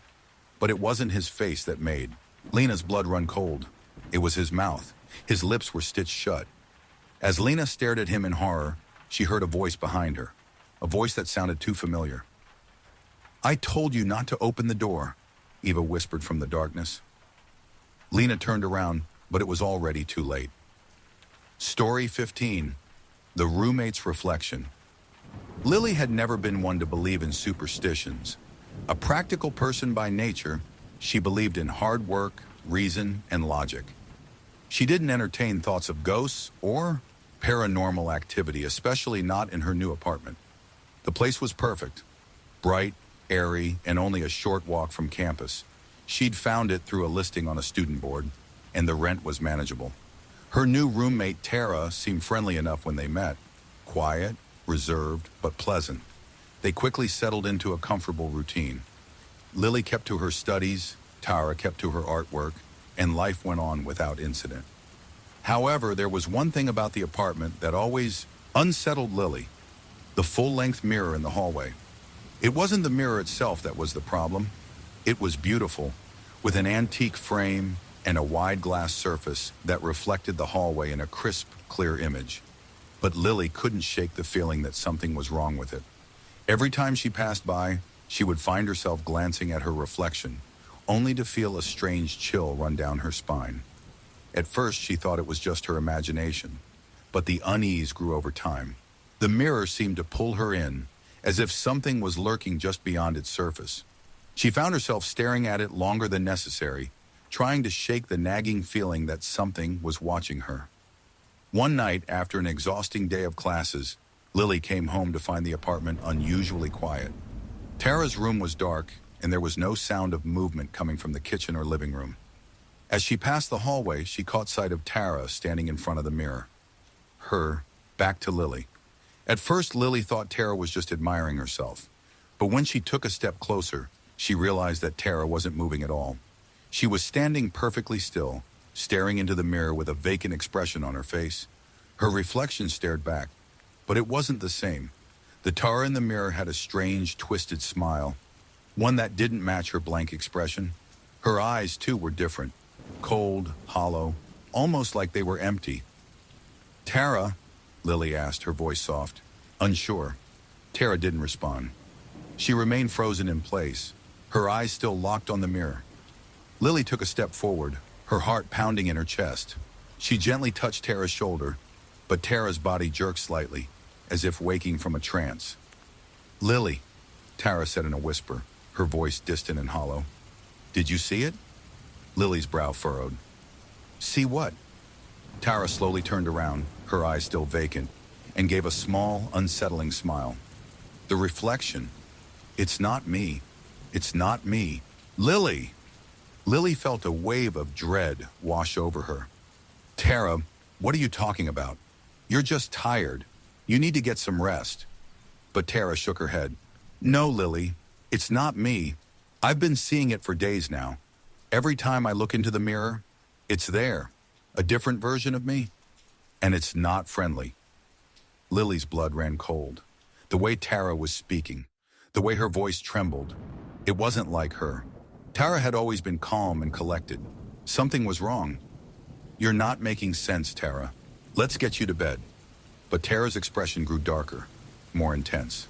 "It's not just the mirror, Lily. It's inside me. It wants me." Before Lily could respond, Tara turned back to the mirror, her eyes wide. "I have to stop it," she muttered to herself, stepping closer to the mirror. Lily hesitated, torn between concern and fear. She didn't know what was happening, but it wasn't like Tara. She grabbed her phone, ready to call for help, but when she looked back at Tara, her heart skipped a beat. Tara was no longer standing in front of the mirror. Instead, she was crouched down on the floor, her face twisted into something unrecognizable. Her hands were clawing at her own reflection, as if trying to escape the image staring back at her. "Tara!" Lily screamed, rushing forward. But before she could reach her, Tara stood up abruptly, a sharp, unsettling smile on her lips. The reflection in the mirror did the same thing. It smiled back, but this time, it was not Tara. The figure in the mirror was a distorted, shadowy version of her roommate, with dark, hollow eyes and a grin that stretched unnaturally wide. It wasn't Tara. It was something else, something sinister. Lily froze in place, her breath catching in her throat. And then the reflection of Tara in the mirror slowly reached its hand out to her, as if trying to pull her in. Lily screamed and ran out of the apartment, not even stopping to grab her coat. She didn't know what had happened to Tara, but she knew she couldn't stay there, not with that thing in the mirror, trying to take Tara's place. The next morning, Lily called the landlord and explained that she was moving out. She couldn't stay there anymore, not with the fear that Tara, or whatever had taken over her, was still in that apartment. She never returned to the apartment, and as far as she knew, Tara had disappeared without a trace. A few weeks later, she heard rumors. Someone had rented the apartment again, but no one had seen the new tenant. There were whispers that the mirror was still there, locked in place, its reflection waiting for someone to look into it. And sometimes when Lily passes by a mirror, she can't help but feel a cold chill. She still wonders if it was Tara in the mirror that night, or if whatever was in that reflection is still out there, waiting for the next person to see it. Story 16, The Crying Roommate. Emily had never been one to believe in the supernatural, but after what happened in that apartment, she wasn't so sure anymore. It all started when she moved in with Grace, a quiet, introverted art major who had been living in the apartment for the past year. The rent was affordable, and the place was small but cozy. The apartment had its quirks, but Emily didn't mind. It felt like a good place to finish her last year of college in peace. Grace seemed pleasant enough at first, polite, reserved, and somewhat reclusive. They had a few conversations here and there, but Emily mostly kept to herself. It was the first few weeks that were normal, but soon Emily noticed something strange. Every night around 3 a.m., she'd hear soft crying coming from Grace's room. At first, Emily thought it was just the sound of Grace watching a sad movie or something similar. But it wasn't just the crying, it was mournful, a deep, unsettling sound that lingered in the air. One night, unable to sleep, Emily finally decided to check on her roommate. She knocked on Grace's door, but there was no answer. The crying continued. She hesitated, but then pushed the door open slightly. Grace was sitting at her desk, staring blankly at her sketchpad. The room was dim, lit only by the soft glow of a small lamp beside her. Grace's face was pale, and her eyes were wide, but empty, like she had been crying for hours, yet hadn't moved from her spot. The tears on her cheeks hadn't even dried. "Grace?" Emily asked softly, stepping into the room. Grace didn't respond. She didn't even blink. "Grace, what's wrong?" Emily asked again, this time more urgently. For a long moment, there was only silence. And then Grace slowly turned her head, her gaze still vacant. "It's nothing. Don't worry about it." Emily didn't know what to make of it. She felt a chill crawl up her spine. The crying sounded so real, but it was as if Grace wasn't even aware of it. "Are you sure?" Emily asked, her voice full of concern. "You don't seem okay." Grace nodded slowly, her expression returning to its distant look. "I'm fine. I just hear things. Sometimes it's nothing." Emily tried to let it go, but the sounds persisted. Every night, like clockwork, she would hear the sobbing, and every night it sounded more desperate, more painful. One evening, when Emily returned from class earlier than usual, she found Grace standing in the hallway staring at the walls. It wasn't the kind of behavior Grace usually exhibited. She was always so composed, so quiet, but now she looked like a different person, as though she was in some kind of trance. "Grace?" Emily called, stepping closer. Grace turned slowly, and Emily was struck by the look in her eyes. They weren't empty anymore. They were wide, frantic. Her pupils were dilated, as though she were lost in a daze. "I hear them," Grace whispered, her voice trembling. "They're coming for me, Emily. They want me to join them."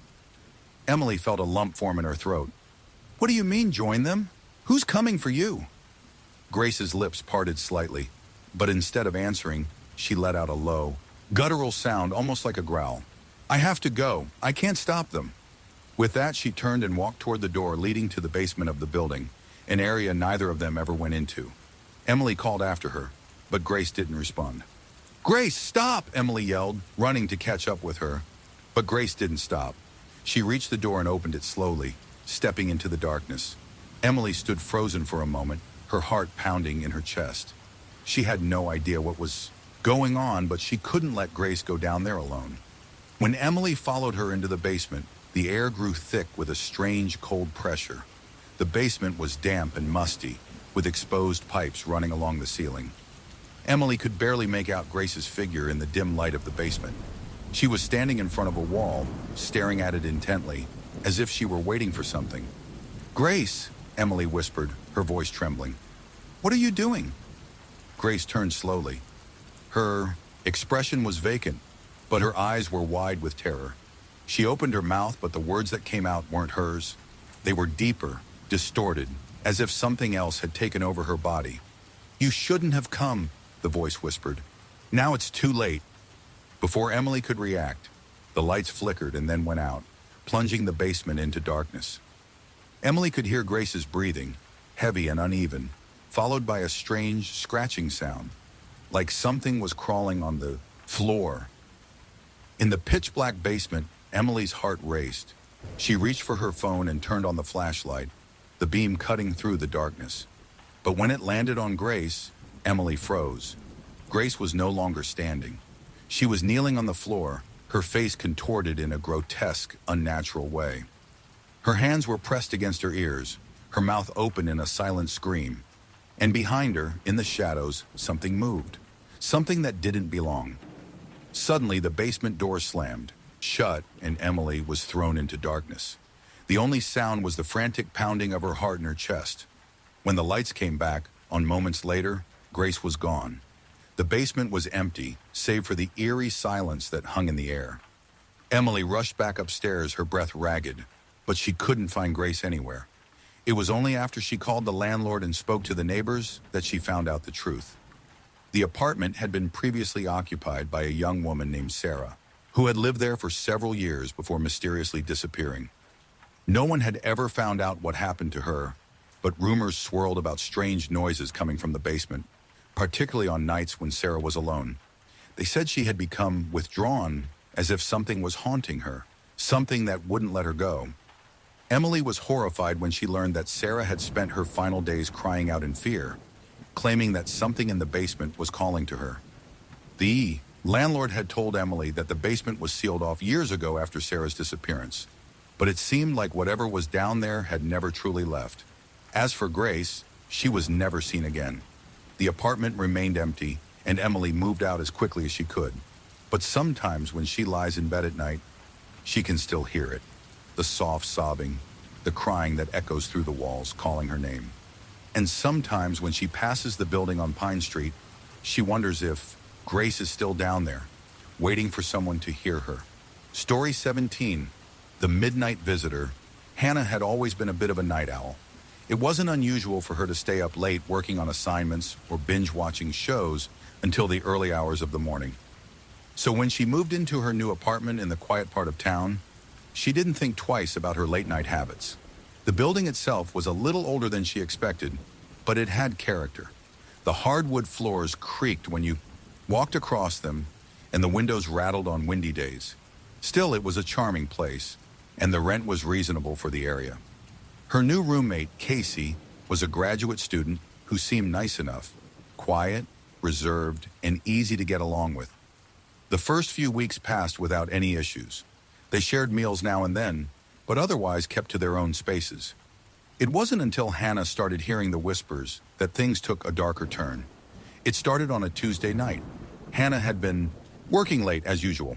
She was sitting at her desk in the dim glow of her lamp, focused on finishing an assignment, when she heard something. At first it was faint, just a rustle of fabric, followed by a soft thump. She glanced over at the door to Casey's room, but everything seemed quiet. She shook it off, assuming it was just the house settling. But then it happened again. A creak followed by what sounded like footsteps, slow, dragging steps that echoed through the apartment. The noise was unmistakable. Someone was walking down the hallway. It wasn't the sound of Casey moving around, though. Casey was usually asleep by this time. These footsteps were heavier, more deliberate. Hannah pushed her chair back, heart pounding, and got up to check. She opened her bedroom door slowly and peered down the hallway. The light in the kitchen was on, but there was no sign of anyone. The apartment was empty. Confused, she made her way to the kitchen and checked the living room. Still, no one was there. She called out to Casey just in case, but there was no answer. She walked back down the hall, eyes scanning the dark corners of the apartment. She even checked the bathroom, but it was just as empty as everything else. Maybe she was imagining it, she thought. Old houses made weird noises, right? The next night, the same thing happened again. She was sitting at her desk, typing away, when the footsteps began. This time she didn't hesitate. She jumped up and grabbed her phone, texting Casey to see if she was awake. "Hey, I keep hearing weird footsteps at night. Are you up?" The response came quickly. "No, I've been asleep for hours." "Why?" Hannah felt her stomach tighten. She had heard the steps. She had heard them clearly. Something wasn't right. That night, the footsteps came again. This time, they were louder, closer. They dragged slowly down the hallway, followed by a soft, eerie scraping sound. Hannah felt the hair on the back of her neck stand up. She couldn't ignore it any longer. Something was in the apartment with her. She couldn't bring herself to open the door again. Instead, she pulled the covers up over her head and tried to block out the sounds, but they didn't stop. The scraping sound continued, like something was scraping against the walls. By morning, the noises had ceased, but Hannah didn't feel any safer. She couldn't shake the feeling that something had been watching her from the darkness of the hallway, something that wasn't quite human. The next evening, after finishing her work, she decided to ask Casey about it. She didn't want to sound paranoid, but she needed to know if Casey had heard anything too. "Casey," Hannah began hesitantly, "I keep hearing footsteps at night, like someone's walking down the hallway. I don't know if it's just me, but..." Casey's face paled. "You've been hearing that too?" Hannah froze. "You've heard it?" Casey nodded, her voice low and hesitant. "I don't know what it is. It's been going on for weeks now. I didn't want to say anything, but it's been happening every night, usually around the same time." Hannah stared at her, wide-eyed. "What are you talking about? Why didn't you say anything before?" "I don't know. I was hoping it was just..." "Nothing," Casey replied, her face pale. "But now I think it's more than that." She walked over to the hallway, glancing toward the door that led to the rest of the apartment. "I've been hearing it for a while too, but what's worse is I've been seeing something." Hannah's pulse quickened. "What do you mean?" Casey looked down at the floor, her hands trembling. "I don't know exactly what it is, but it comes out of the closet at the end of the hall. Sometimes I'll be lying in bed, and I'll hear the scratching, then I'll see it standing there, staring at me. Its eyes are dark, and it just watches, waiting." Hannah felt a cold chill run through her. "What does it look like?" "I don't know. I've never been able to get a good look," Casey replied, her voice barely a whisper. "But it's tall, shadowy, and it always stands by the door, watching." Hannah felt a lump form in her throat. "And you didn't think to tell me about this?" Casey just shook her head. "I didn't want to sound crazy. I don't know what's happening, but something is wrong here." That night, they both decided to stay awake together. They sat on the couch, the television playing quietly in the background, but their eyes were fixed on the hallway. They waited in silence, listening for the footsteps. As the minutes ticked by, the apartment felt colder, darker. The air grew thick with tension. Then around 3 a.m., it started again. First, a soft scrape, followed by a slow, dragging step. And then a figure appeared at the end of the hallway. Tall and dark, its form barely discernible in the shadows. It stood there, unmoving, staring at them. Hannah and Casey both froze, unable to look away. Suddenly, the figure began moving closer, slowly shuffling toward them. The scraping noise grew louder, echoing through the apartment. With a sudden burst of terror, Casey grabbed Hannah's hand. "We need to leave now!" They bolted from the couch and rushed toward the door, but as they reached the hallway, the figure vanished. The air returned to normal, but the sense of dread lingered. The next day, the apartment was empty. All of Casey's belongings were gone, and there was no sign of her anywhere. Hannah never saw her again. The landlord claimed that Casey had moved out without telling anyone, but Hannah knew better.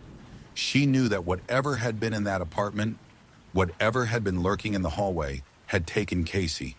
And sometimes when Hannah lies in bed late at night, she can still hear the soft, dragging steps down the hallway, waiting for someone new to listen. Story 18. The roommate who never left it was the middle of the semester, when Emma moved into the old townhouse on Cedar Lane. The neighborhood was quiet, peaceful, and far enough from campus to be away from the chaos of student life, but close enough to walk when she needed to. The townhouse itself was a 3-bedroom unit with a large, creaky staircase that Emma immediately fell in love with. The rent was cheap, and the place had a certain charm, though it did have its quirks. Emma didn't mind. She loved the old character of the house. Her new roommate, Kelly, had lived in the house for a few years and was friendly enough. Kelly was in her late 20s and worked long hours as a graphic designer, spending most of her time in her room, either working or watching movies. Emma, on the other hand, was just starting her senior year, and the two of them quickly settled into a comfortable routine. They hardly ever bumped into each other, but when they did, it was always a quick chat or an exchange of pleasantries. But something strange started to happen after a few weeks of living there. At night, when Emma was lying in bed trying to sleep, she would hear faint sounds from the hallway. At first, it was just a gentle tapping, almost like fingernails tapping against the door. Emma thought it was just the house settling, or maybe some noise from the street, but then it started to happen every night. One evening, Emma was working on an assignment when she heard it again, tapping. She froze for a moment, then sighed and walked to the door, half expecting it to be Kelly coming out to grab something from the kitchen. She opened the door and peeked out into the dark hallway. There was no one there. It was strange, but Emma figured she was just being paranoid. She went back to her desk, but the sound didn't stop. This time it was louder, more persistent, almost like someone was standing in the hallway, just beyond the reach of the light. "Kelly," Emma called out, a little louder this time. No response. The hallway remained silent, and Emma was left standing in the dim light of her room.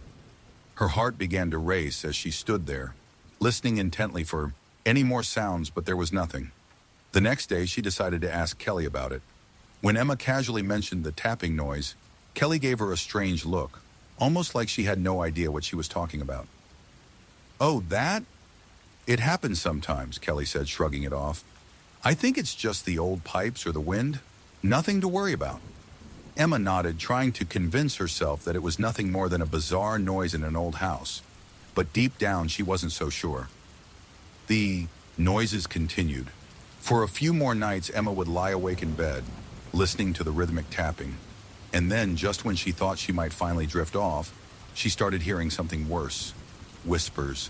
Soft, barely audible whispers, like two voices murmuring just outside her door. At first, she tried to ignore it, thinking it was the neighbors or maybe even the TV from Kelly's room. But the voices seemed to come from right in front of her door, and it was always in the dead of night. One evening, Emma decided to confront it. She'd had enough of the weird noises and decided to investigate. The house was quiet, too quiet, and when she went to check the hallway, she found it completely empty. "Hello," she called out, but there was no answer. She stood there for a long moment, listening, but the silence was suffocating. She had no idea what she was expecting, but nothing seemed out of the ordinary. She checked Kelly's door, but it was closed, just like always. Feeling foolish, Emma turned around and went back to her room. That's when she saw it. The door to Kelly's room was cracked open just a few inches. Emma's heart skipped a beat. It wasn't like Kelly to leave her door open like that. She always kept it shut, especially at night. Tentatively, Emma walked over to Kelly's door and pushed it open slightly. She could see Kelly lying on the bed, her back turned to the door. The room was dark, save for the dim glow of her computer screen. Kelly wasn't moving, but what caught Emma's attention was the faint light under the bed, a glow coming from the floorboards that seemed to pulse rhythmically, like a heartbeat. The whispers were louder now, clearer, but they weren't coming from Kelly's direction. They were coming from under the bed. Emma's pulse quickened. She tried to call out to Kelly, but no words came. Her throat felt tight, like she was suffocating under the weight of the atmosphere in the room. Something was terribly wrong. She had to know what it was. The curiosity gnawed at her, overpowering her fear. She bent down and peeked under the bed. The light was brighter now, and as her eyes adjusted, she saw something she would never forget. There, under the bed, was a small, glowing figure, its body twisted and contorted, its face obscured by shadow. It wasn't human. Its movements were jerky, almost mechanical, as if it was trying to crawl out but couldn't quite manage it. Emma gasped, stumbling backward. The whispering grew louder, almost deafening now. She spun around to find Kelly still lying motionless on the bed, but her eyes were wide open now, black, empty, like two hollow voids staring back at her. "Kelly?" Emma whispered, her voice trembling. But Kelly didn't move. She just stared at Emma with that blank, lifeless gaze. And then, without warning, Kelly's mouth opened, but no words came out. Instead, the voices, the whispers, began pouring from her mouth in a guttural, unnatural chorus, echoing through the room, filling every corner with their dark, menacing tone. "Leave," they whispered. "Leave. Now." Emma bolted from the room, her heart pounding in her chest. She didn't stop until she was outside, standing on the front porch in the cold night air. The house loomed behind her, dark and silent, as if it were waiting for her to return. She never went back inside. She never saw Kelly again. The landlord claimed that Kelly had disappeared overnight, leaving all her belongings behind. But Emma knew better. The house had taken her, and every night when the moon is high and the air is still, Emma can hear the whispers, calling to her, waiting for her to return, because the house never forgets, and it always gets what it wants. Story 19, The Unseen Roommate. When Jenna moved into the old apartment on Oak Street, she was excited. It was her first place away from home, a cozy little one-bedroom with old wood floors and a small balcony overlooking the street. The rent was cheap, and the location was perfect. Just a short walk from her job and a local cafe where she liked to spend her weekends. The only downside was that it was a little worn down, but that just added to its charm. The apartment was at the top of a century-old building, and while it had character, it also had a peculiar energy to it, one that made Jenna feel both drawn in and unsettled at the same time. Her new roommate, Megan, was a soft-spoken, introverted girl who had lived in the apartment for about a year. Megan was a graduate student and spent most of her time in her room, either studying or reading. Jenna hadn't seen much of her in the first few weeks, but she didn't mind. It was a big apartment, and Jenna preferred to have her own space anyway. It wasn't until after a month of living there that Jenna started to notice the strange things. At first it was subtle, a flicker of light from under the door to Megan's room when Jenna was sure the light should have been off, a shadow passing across the hallway when no one was supposed to be there.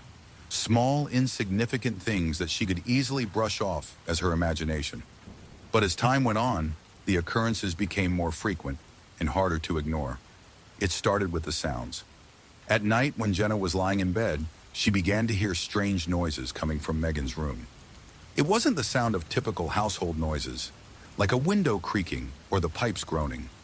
These sounds were different, slow, deliberate, like someone was pacing back and forth in Megan's room. Sometimes it sounded like someone was dragging furniture across the floor or tapping on the walls with their fingers, over and over again. Jenna thought about asking Megan about it, but every time she did, Megan would just look at her, shrug, and say, "I didn't hear anything." Megan was always so calm and unbothered, it made Jenna feel silly for even mentioning it. But it didn't stop. If anything, the noises grew louder, more persistent. One evening, after a particularly restless night, Jenna decided to take a walk to clear her head. She went to the local park and spent an hour sitting on a bench, trying to sort through her thoughts. But when she returned to the apartment, she was met with a chilling sight. The door to Megan's room was wide open. Jenna had always thought Megan kept her door shut when she wasn't home, but now it was open, just a few inches. There was no sign of Megan. Her room was empty, but the room was different. The air felt heavier, as if something was off. Jenna slowly stepped inside, glancing around. Her eyes fell on the wall. It wasn't something she had noticed before, but now she could see it clearly. Strange, jagged marks scratched into the wood. They were deep, as if something or someone had dug their fingers into the wall. The marks seemed to form a pattern, but Jenna couldn't quite make it out. A feeling of dread washed over her. She needed to talk to Megan to figure out what was going on. But when she turned to leave the room, she saw something even stranger. In the reflection of the mirror above Megan's dresser, Jenna caught sight of a figure standing behind her. It was faint at first, barely noticeable, but as Jenna turned to face it, the figure vanished. She spun around in a panic, but the room was empty. There was nothing there. Nothing except the eerie feeling that she wasn't alone. That night, Jenna couldn't sleep. She stayed in her room, the sounds from Megan's room growing louder. The pacing, the tapping, it never stopped. And then in the dead of night, just as she was about to drift off, she heard it. A voice. It wasn't loud, but it was unmistakable. A soft, rhythmic murmur, as if someone was chanting. The voice seemed to be coming from Megan's room, though it didn't sound like Megan at all. It was low, guttural, and the words were unintelligible. Jenna froze, wide-eyed, listening intently. She couldn't make out what it was saying, but it sounded like a chant, like an incantation. Something ancient, something sinister. In a panic, Jenna decided to confront Megan the next morning. But when she knocked on her door, there was no answer. She knocked again, louder this time, but still no reply. Finally, she opened the door and stepped inside. The room was just as she had left it, empty, still, and silent. But there was something different. The walls were covered in those strange marks now, more numerous than before. They were etched into the wood in a spiral pattern, stretching across the entire room. And then at the center of the spiral was a message. I never left. Jenna's blood ran cold, her stomach twisted with fear. She spun around, her eyes scanning the room for any sign of Megan, but she was gone. It wasn't until the landlord came by later that day to check the apartment that Jenna learned the truth. Megan had been living in the apartment for years, long before Jenna had arrived. The landlord said she had been the previous tenant's daughter, someone who had never truly moved on. She'd lived there for a while, but when the building was renovated, Megan's presence seemed to fade. Megan, however, had never truly left. The landlord didn't seem surprised. He mentioned that the apartment had been abandoned for a long time before it was rented out, and that there were rumors of strange happenings, noises, shadows, things out of place. They had never been able to explain it, but some believed Megan's spirit still wandered the halls. Jenna moved out that very night. She didn't even pack her things. She just grabbed her essentials and left the apartment, leaving everything else behind. Years later, she still thinks about that apartment. The marks on the wall, the voice in the night, the figure in the mirror. And sometimes when she passes by an old building or sees a room with a closed door, she can't shake the feeling that someone is standing behind it, waiting, because some roommates never leave. Story 20, The Roommate in the Closet. Olivia had been through her fair share of bad roommates in college, but none of them had ever compared to what she experienced with Megan. At first, everything seemed fine. Megan was quiet, polite, and kept to herself, just like Olivia. They shared a 2-bedroom apartment on the 2nd floor of an old building on Maple Street, a street that was far enough from campus to avoid the noise, but close enough to make getting to class a breeze. Megan had moved in a few months before Olivia, and she'd been living there alone until Olivia found the listing for the open room. The rent was reasonable, and the apartment was cozy. Nothing extravagant, but it felt like home. There was one thing, however, that unsettled Olivia from the beginning. The closet. It wasn't anything out of the ordinary, just a regular old closet, though it was rather large for a room of this size.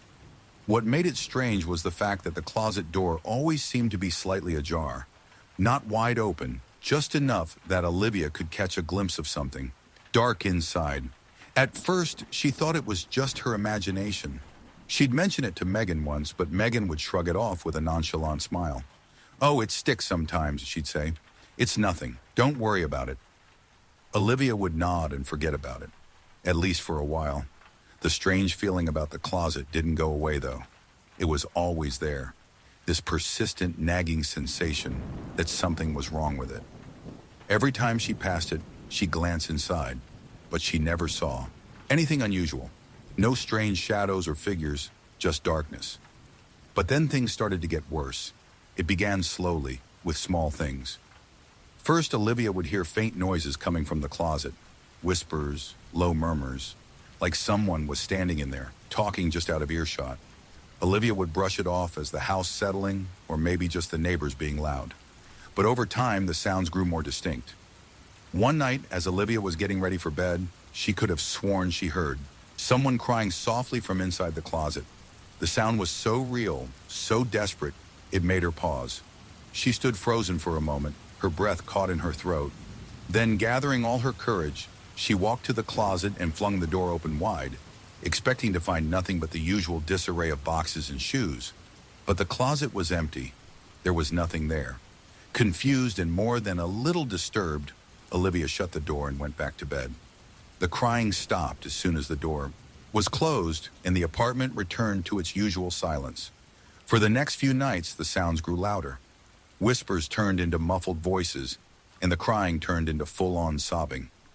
Every night, Olivia would hear it, but when she checked, the closet was always empty. One night, as the sobbing filled the apartment, Olivia couldn't take it anymore. She needed to know what was happening. Megan had been away visiting her family for the weekend, so Olivia was alone in the apartment. The sounds were louder than ever, almost deafening. It felt like someone was in the closet, begging for help. With trembling hands, Olivia opened the closet door, and this time, she didn't close it right away. She stepped inside.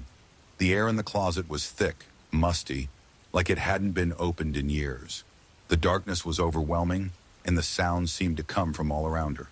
She could barely make out the shadows of the items stacked on the shelves, but her heart raced as she heard the sobbing coming from a corner of the closet. Olivia took a deep breath and reached into the dark corner, expecting to find something, anything, that would explain the strange noises. Her hand brushed against something cold, something soft, but when she pulled it out, it was just a coat, old and forgotten. She turned to leave, but then the door slammed shut behind her, trapping her inside. Her heart pounded in her chest as she struggled against the door. She pulled at the handle, but it wouldn't budge. The sobbing had stopped, but a deep, guttural growl echoed from behind her. She spun around, but no one was there. The room felt smaller now. The air was suffocating, and the floor beneath her feet seemed to tilt as if the space itself was warping. A figure appeared in the corner of the closet, so faint at first that Olivia thought it was a trick of the light. But then the figure grew clearer, and Olivia gasped. It was Megan, or at least it looked like Megan. Her face was distorted, her eyes wide and empty, her mouth twisted into a horrific grin. She was standing perfectly still, her body frozen in place like a mannequin. "Megan?" Olivia choked, but the figure didn't move. It just stared at her, its eyes unblinking. Then, in a voice that wasn't Megan's, it spoke. "You shouldn't have opened the door." Olivia's blood ran cold. What? What do you mean?" The figure didn't answer. Instead, it began to twitch, jerking violently like it was struggling to break free from something. Olivia screamed and pulled harder at the door, desperate to get out. Finally, with a loud, violent crash, the door flew open. Olivia fell backward into the hallway, gasping for breath. She scrambled to her feet, looking over her shoulder. The closet door was wide open, but the apartment was silent again. The sobbing was gone, and there was no sign of Megan or the figure in the corner. When Megan returned the next day, Olivia asked her about the closet. Megan was quiet as always and shook her head when Olivia mentioned the strange figure. "I told you," Megan said softly, her voice distant. "It's just an old closet. Don't worry about it." But Olivia couldn't shake the feeling that something had been living in that closet long before she moved in. Something that had been waiting, something that had been trapped. The noises stopped after that night, but Olivia didn't stay in the apartment much longer. She moved out a few weeks later, feeling like she was being watched by something she couldn't see. As for Megan, Olivia never saw her again after she moved out. The landlord claimed she left without any notice, taking all her belongings with her. But Olivia knew better. She knew that whatever had been in that closet, whatever it was that had taken the form of Megan, had never left. And sometimes when she's alone at night, Olivia can still hear the faintest scratching sound from the closet, like something is trying to claw its way out. Story 21. The locked roommate Megan had always loved the idea of living alone. But when she moved into the small, two-bedroom apartment on Cherry Street, She wasn't quite prepared for the strange things that would follow. The apartment was old, built in the 1920s, and had an eerie charm to it. The walls creaked and the floors groaned with every step. It wasn't the kind of place you'd find in a glossy magazine, but it was affordable and it was close to her new job. She found a roommate through a listing online. Sarah seemed perfect, quiet, respectful, and polite. She didn't mind that Sarah had her quirks. They didn't have to be best friends, just two people sharing a space. At first, everything went smoothly. They'd occasionally chat over dinner, but for the most part, they kept to their own lives. Megan was happy with the arrangement. But then Sarah started behaving strangely. It started innocuously enough. Megan would come home after work to find Sarah in her room with the door locked. Megan thought it was just Sarah's way of maintaining her privacy. After all, they had separate rooms. But there was something unsettling about the way Sarah locked the door. It wasn't like a casual click of the lock. It was as if she was deliberately trying to keep something inside. "Is everything okay?" Megan asked one night, knocking softly on Sarah's door after hearing odd noises coming from the room. A muffled voice answered, "I'm fine, just tired." But the next time Megan asked, the response was different. "No one is allowed in." The words were cold, sharp. Sarah's tone had changed, and Megan could hear the tremble in her voice. She hadn't heard that tone before. The first night the door locked, Sarah was gone. Megan assumed she was out for the evening, so she didn't think much of it. But when Sarah returned later that night, she was acting off. Her face was pale, her eyes sunken as if she hadn't slept in days. She barely spoke and kept to herself, spending hours in her room, behind that locked door. Megan was starting to worry. She tried to be understanding, but it was hard to ignore the feeling that something was wrong. One night, Megan decided to check on Sarah again. She hadn't heard anything from her room all evening, and the silence felt unnerving. She knocked softly. "Sarah." There was no answer. Megan tried again. "Sarah, I'm coming in." This time she tried the handle. To her surprise, it turned easily. She pushed the door open slightly, calling Sarah's name again. There was no answer. The room was dimly lit, the curtains drawn tight. But what caught Megan's attention wasn't the silence. It was the smell. It was faint, but it hit her immediately. A sour, pungent smell that seemed to cling to the air. Something was wrong. Sarah was sitting in the middle of her room, her back to the door. She was completely still, her hands resting in her lap. Her clothes were disheveled, and her hair was wild, like she hadn't brushed it in weeks. "Sarah?" Megan called softly, stepping further into the room. Sarah didn't turn around. She just sat there, unmoving. "Megan, please don't come in," Sarah whispered, her voice strained. But Megan was already inside, stepping closer, her heart pounding in her chest. "What's going on, Sarah? You're scaring me." Slowly, Sarah turned around, her eyes wide with fear. "You can't help me," she said, her voice trembling. "I've been locked in this room for days, Megan. It's the only way to keep it from getting in." Megan's heart skipped a beat. "What do you mean? What's in there?" Sarah didn't respond. She just stared at Megan, her eyes glazed over. Then with shaking hands, Sarah pointed to the closet. Megan walked slowly toward the closet, her stomach churning with unease. As she reached for the door, Sarah let out a soft, pleading cry. "Don't open it." But it was too late. Megan had already opened the closet door. At first, she thought it was empty, just clothes and a few boxes stacked neatly inside. But as her eyes adjusted, to the dim light, she saw something else. Something dark, hidden behind the pile of clothes. A shadow moving ever so slightly. Megan gasped and stepped back. She could feel her pulse racing in her throat. The shadow seemed to shift, as if something was pushing against the back of the closet. "Close it! Close it!" Sarah screamed, her voice full of terror. Megan slammed the closet door shut, but it felt as though something was still pressing against it, pushing from the inside. "What is that? What's in there, Sarah?" Megan demanded, her voice shaking. Sarah's face was pale, and she looked like she was on the verge of tears. "I've been hearing it. It's been whispering to me. I thought if I locked it in the closet, it would stop." Megan backed away from the closet, her mind racing. "What are you talking about?" But Sarah didn't answer. She just sat there, her face drawn, her body trembling as if she were trapped in a nightmare. Later that night, Megan couldn't sleep. The feeling of unease followed her everywhere. The shadow in the closet kept creeping back into her mind, and she couldn't shake the image of Sarah's terrified face. The next morning, Sarah was gone. Her room was completely empty, the bed neatly made as though no one had ever slept there. The closet door, however, was slightly open. Megan stood frozen in the doorway, her breath catching in her chest. Something wasn't right. She had to know what happened to Sarah. She tried calling her, but there was no answer. The landlord had no idea where Sarah had gone, and when Megan went to check the closet, she found it empty. Just clothes and boxes, nothing more. But when Megan moved to close the door, she felt a cold breath on her neck. The closet door slammed shut with a loud bang, and the lights flickered.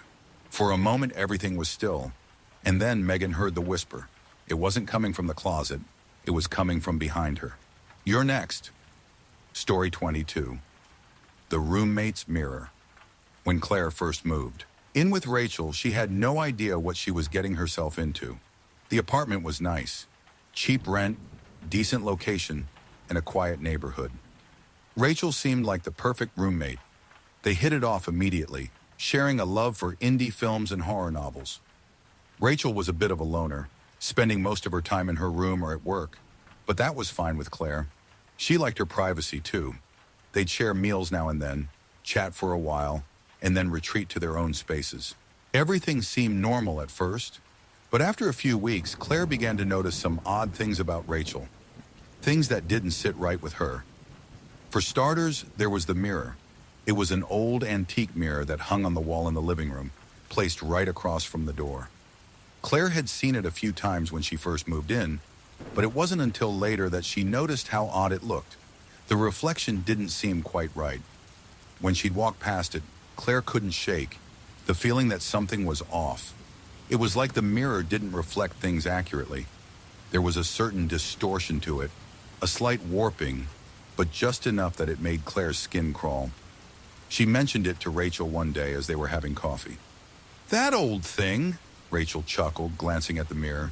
"It's been here for ages. My grandmother's, actually. I've never really noticed anything strange about it." Claire didn't respond at first, but she couldn't help feeling like the mirror was alive somehow, like it was watching her. After a while, Claire started to hear noises coming from the living room at night.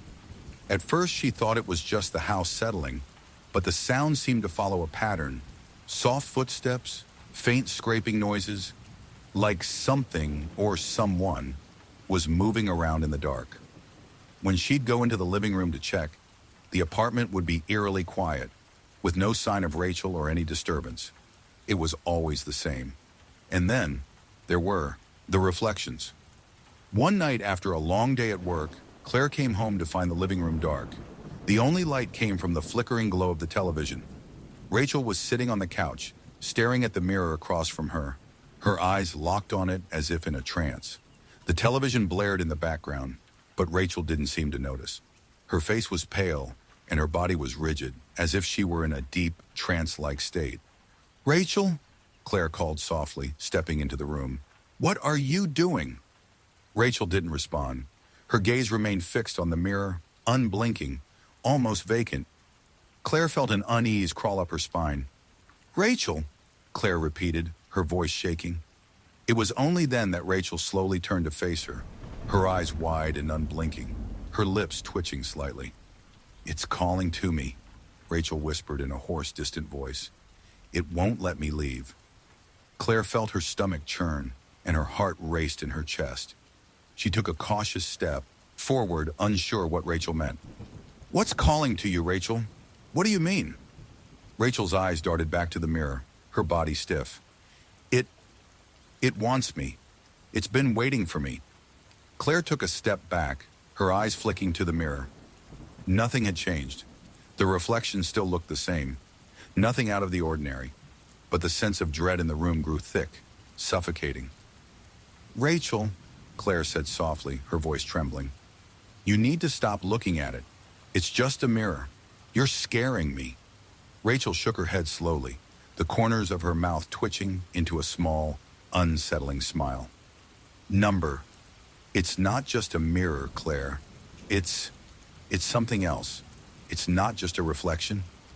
That night, Claire stayed in her room, unable to sleep, her mind racing with questions. She heard Rachel moving around the apartment in the dark, her footsteps dragging slowly across the floor. But Claire didn't dare open her door to check. The feeling of unease had settled deep in her chest, and she didn't want to know what was happening outside. The next morning, Claire woke up to find Rachel gone. There was no sign of her anywhere. No note, no explanation. The apartment felt strangely empty. The only thing that remained was the mirror, still hanging across from the door, its dark surface reflecting the quiet room. Over the next few days, Claire tried to get in touch with Rachel, but her calls went unanswered.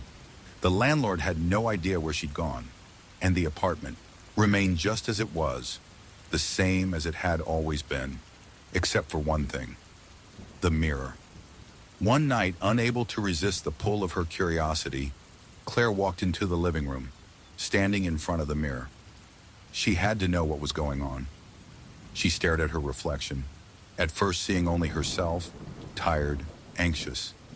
But then, just as she was about to look away, something shifted. Her reflection was no longer just hers. There, standing beside her in the mirror, was Rachel, her pale face, wide eyes and twisted smile. Rachel was staring back at her, her eyes vacant, as if she were trapped behind the glass, unable to break free. Claire froze, her breath caught in her throat. Her reflection smiled back at her in an unnatural way. It wasn't her smile, it was twisted, malicious, and the reflection started to move.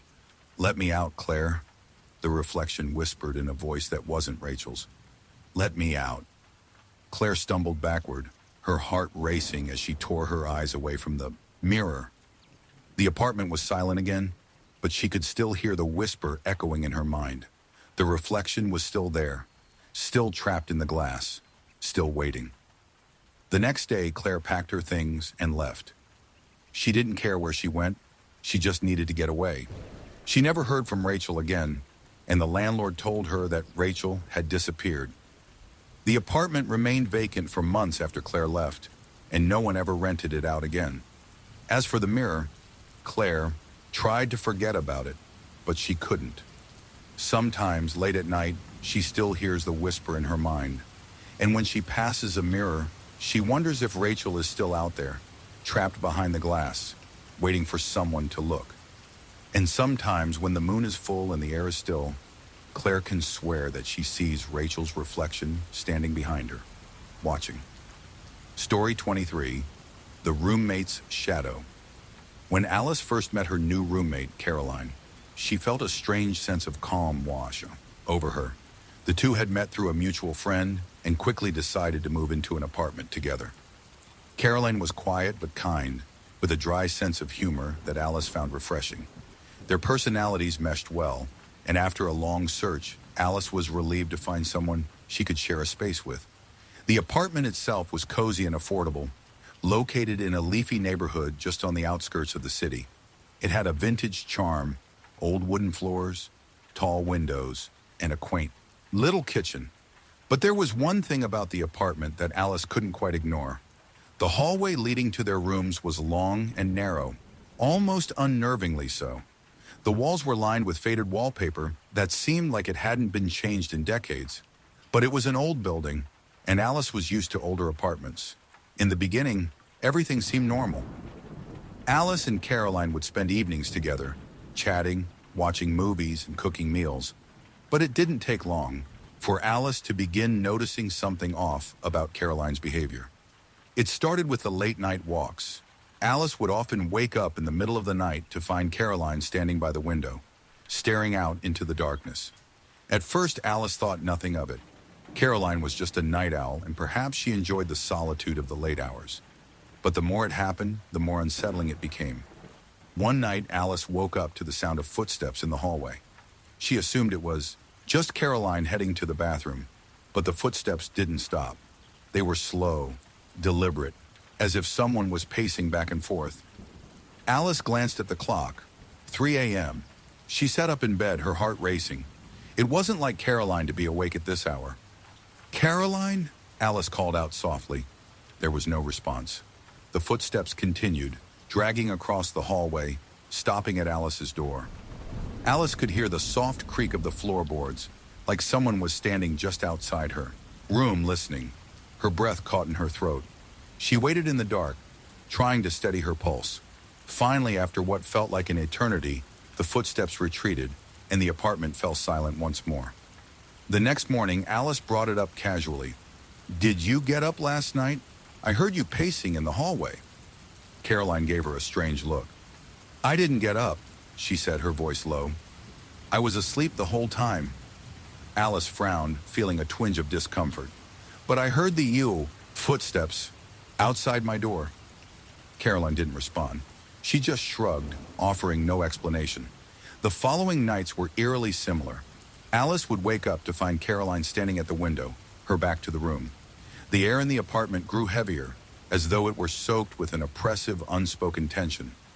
Alice had trouble shaking the feeling that something wasn't right.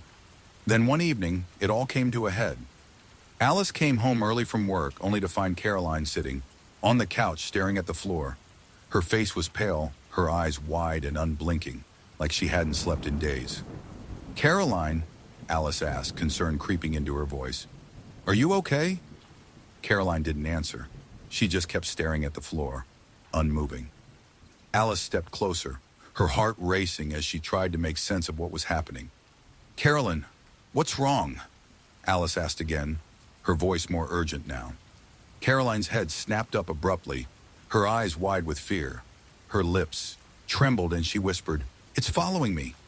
"Who's following you?" Alice asked, taken aback. She didn't understand. "The shadow," Caroline whispered, her voice breaking. "It's following me, Alice. It's been following me since I moved in." Alice's stomach dropped. She could feel the temperature in the room drop several degrees, a chill settling in her bones. "What do you mean, the shadow?" Caroline looked up at Alice with a haunted expression. "I don't know what it is, but it's been following me every night.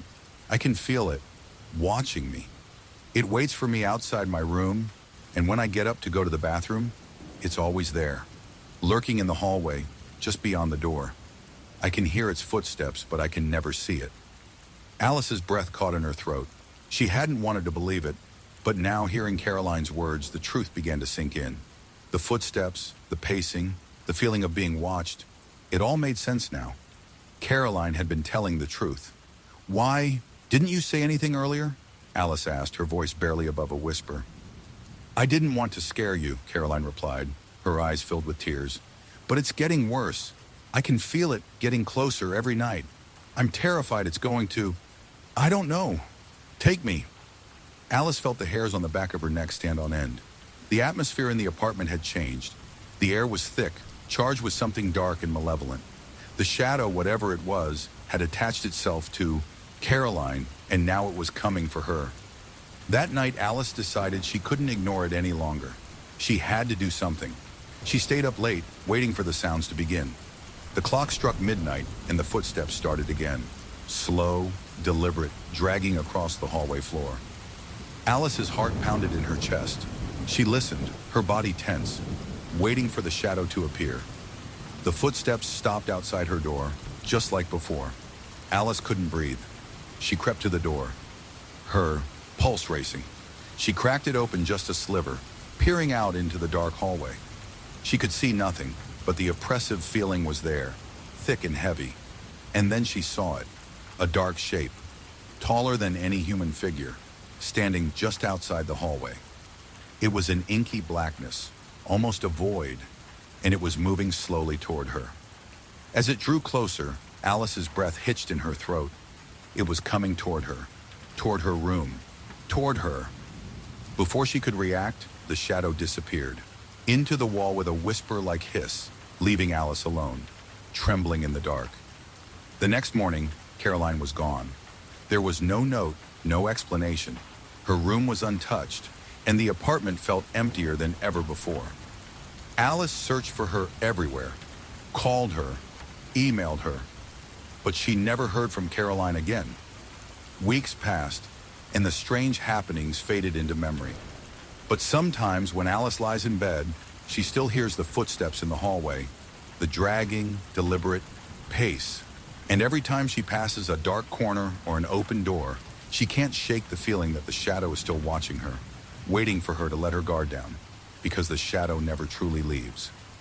Story 24. The Silent Roommate. When Sarah first moved into the apartment on Willow Street, she was relieved. The place was small, but cozy. A perfect fit for a college student. The rent was cheap, the location ideal, and the building had a certain charm to it, despite its age. She was renting the second bedroom from a woman named Claire, who had been living in the apartment for over a year. Sarah didn't mind that Claire was a bit reserved. She preferred having a quieter living situation, and they quickly fell into a comfortable routine of minimal interaction. The first few weeks went by without issue. Claire was often at work during the day, and Sarah kept to herself, attending classes and studying in her room. It was peaceful, but as the days passed, Sarah started to notice something strange about Claire. It wasn't anything major at first, just small things that Sarah couldn't quite explain. One morning, Sarah came out of her room to find Claire sitting at the kitchen table, staring at the wall. Claire didn't move or acknowledge her presence. At first, Sarah thought she was just absorbed in thought, but the longer she stood there, the more unsettling the scene became. Claire's face was blank, her eyes wide but unfocused. Sarah called her name, but Claire didn't react. "Claire," Sarah said, stepping closer. Still no response. Sarah reached out, placing a hand gently on Claire's shoulder.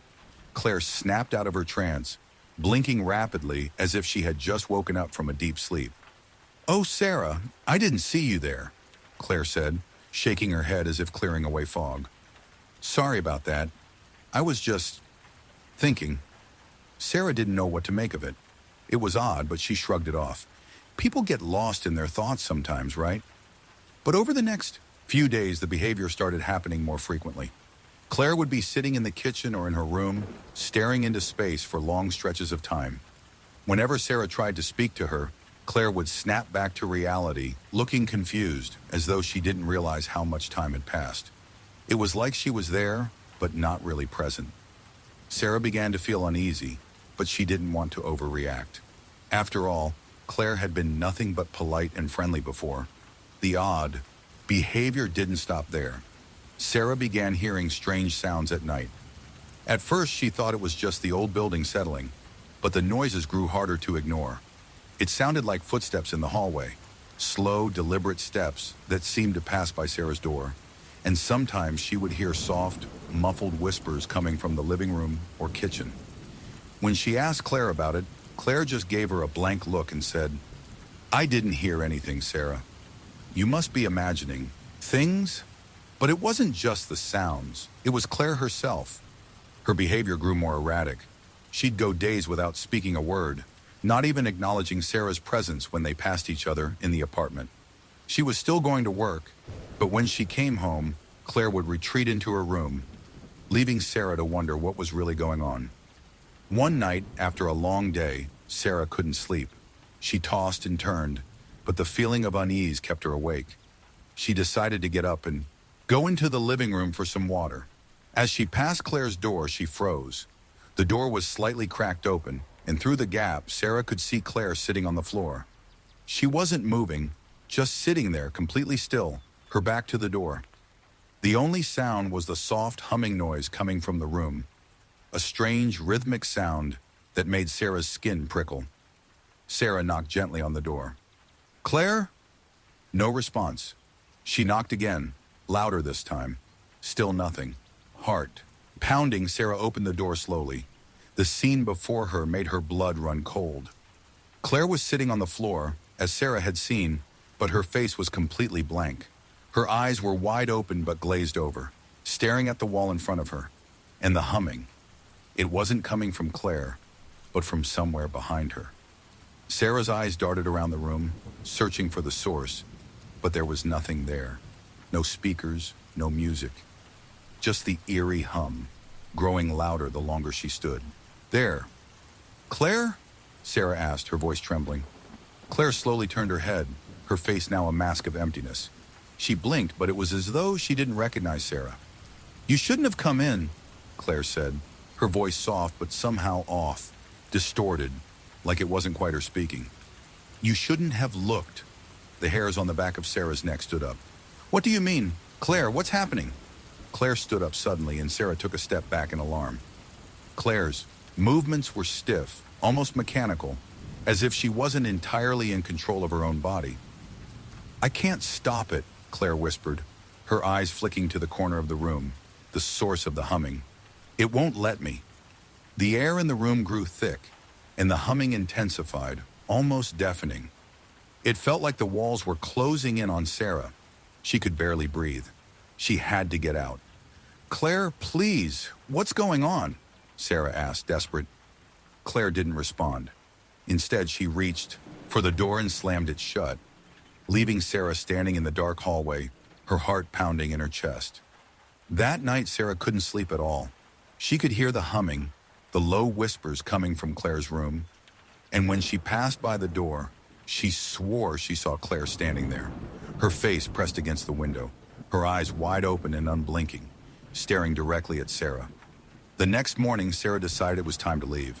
She packed her things quickly, not even bothering, to say goodbye to Claire. When she went to the landlord's office to give notice, she learned that Claire had been living there for years. But before Sarah could ask any more questions, the landlord looked at her with a strange, sad expression. You're not the first one, he said quietly. There have been others who've rented that room, but they've all left within a month. No one ever stays too long. Sarah didn't ask what he meant. She didn't need to. She'd had enough of the apartment and Claire. But when she drove away, she glanced back at the building. For just a moment, she swore she saw Claire standing at the window, staring at her. And sometimes late at night, when Sarah lies awake in bed, she can still hear the humming in her mind. Because Claire, or whatever was left of her, never truly left. Story 25. The Haunted Roommate. Rebecca had always dreamed of living in a big city, and when she finally got accepted to the prestigious university in the heart of town, she couldn't wait to start her new life. She found a cheap apartment in an old building near campus, one that had more character than she knew what to do with. The landlord, an elderly man with a raspy voice and trembling hands, showed her the place.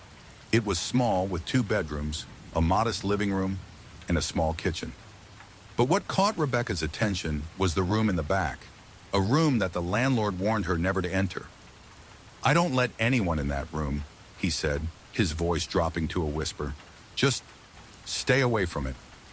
Rebecca, eager to settle in and get her studies started, brushed it off. The apartment was cheap, the rent affordable, and the location couldn't be beat. She didn't care much for old buildings, but this one had a certain charm to it. High ceilings, dark wood floors, and large windows that let in plenty of light.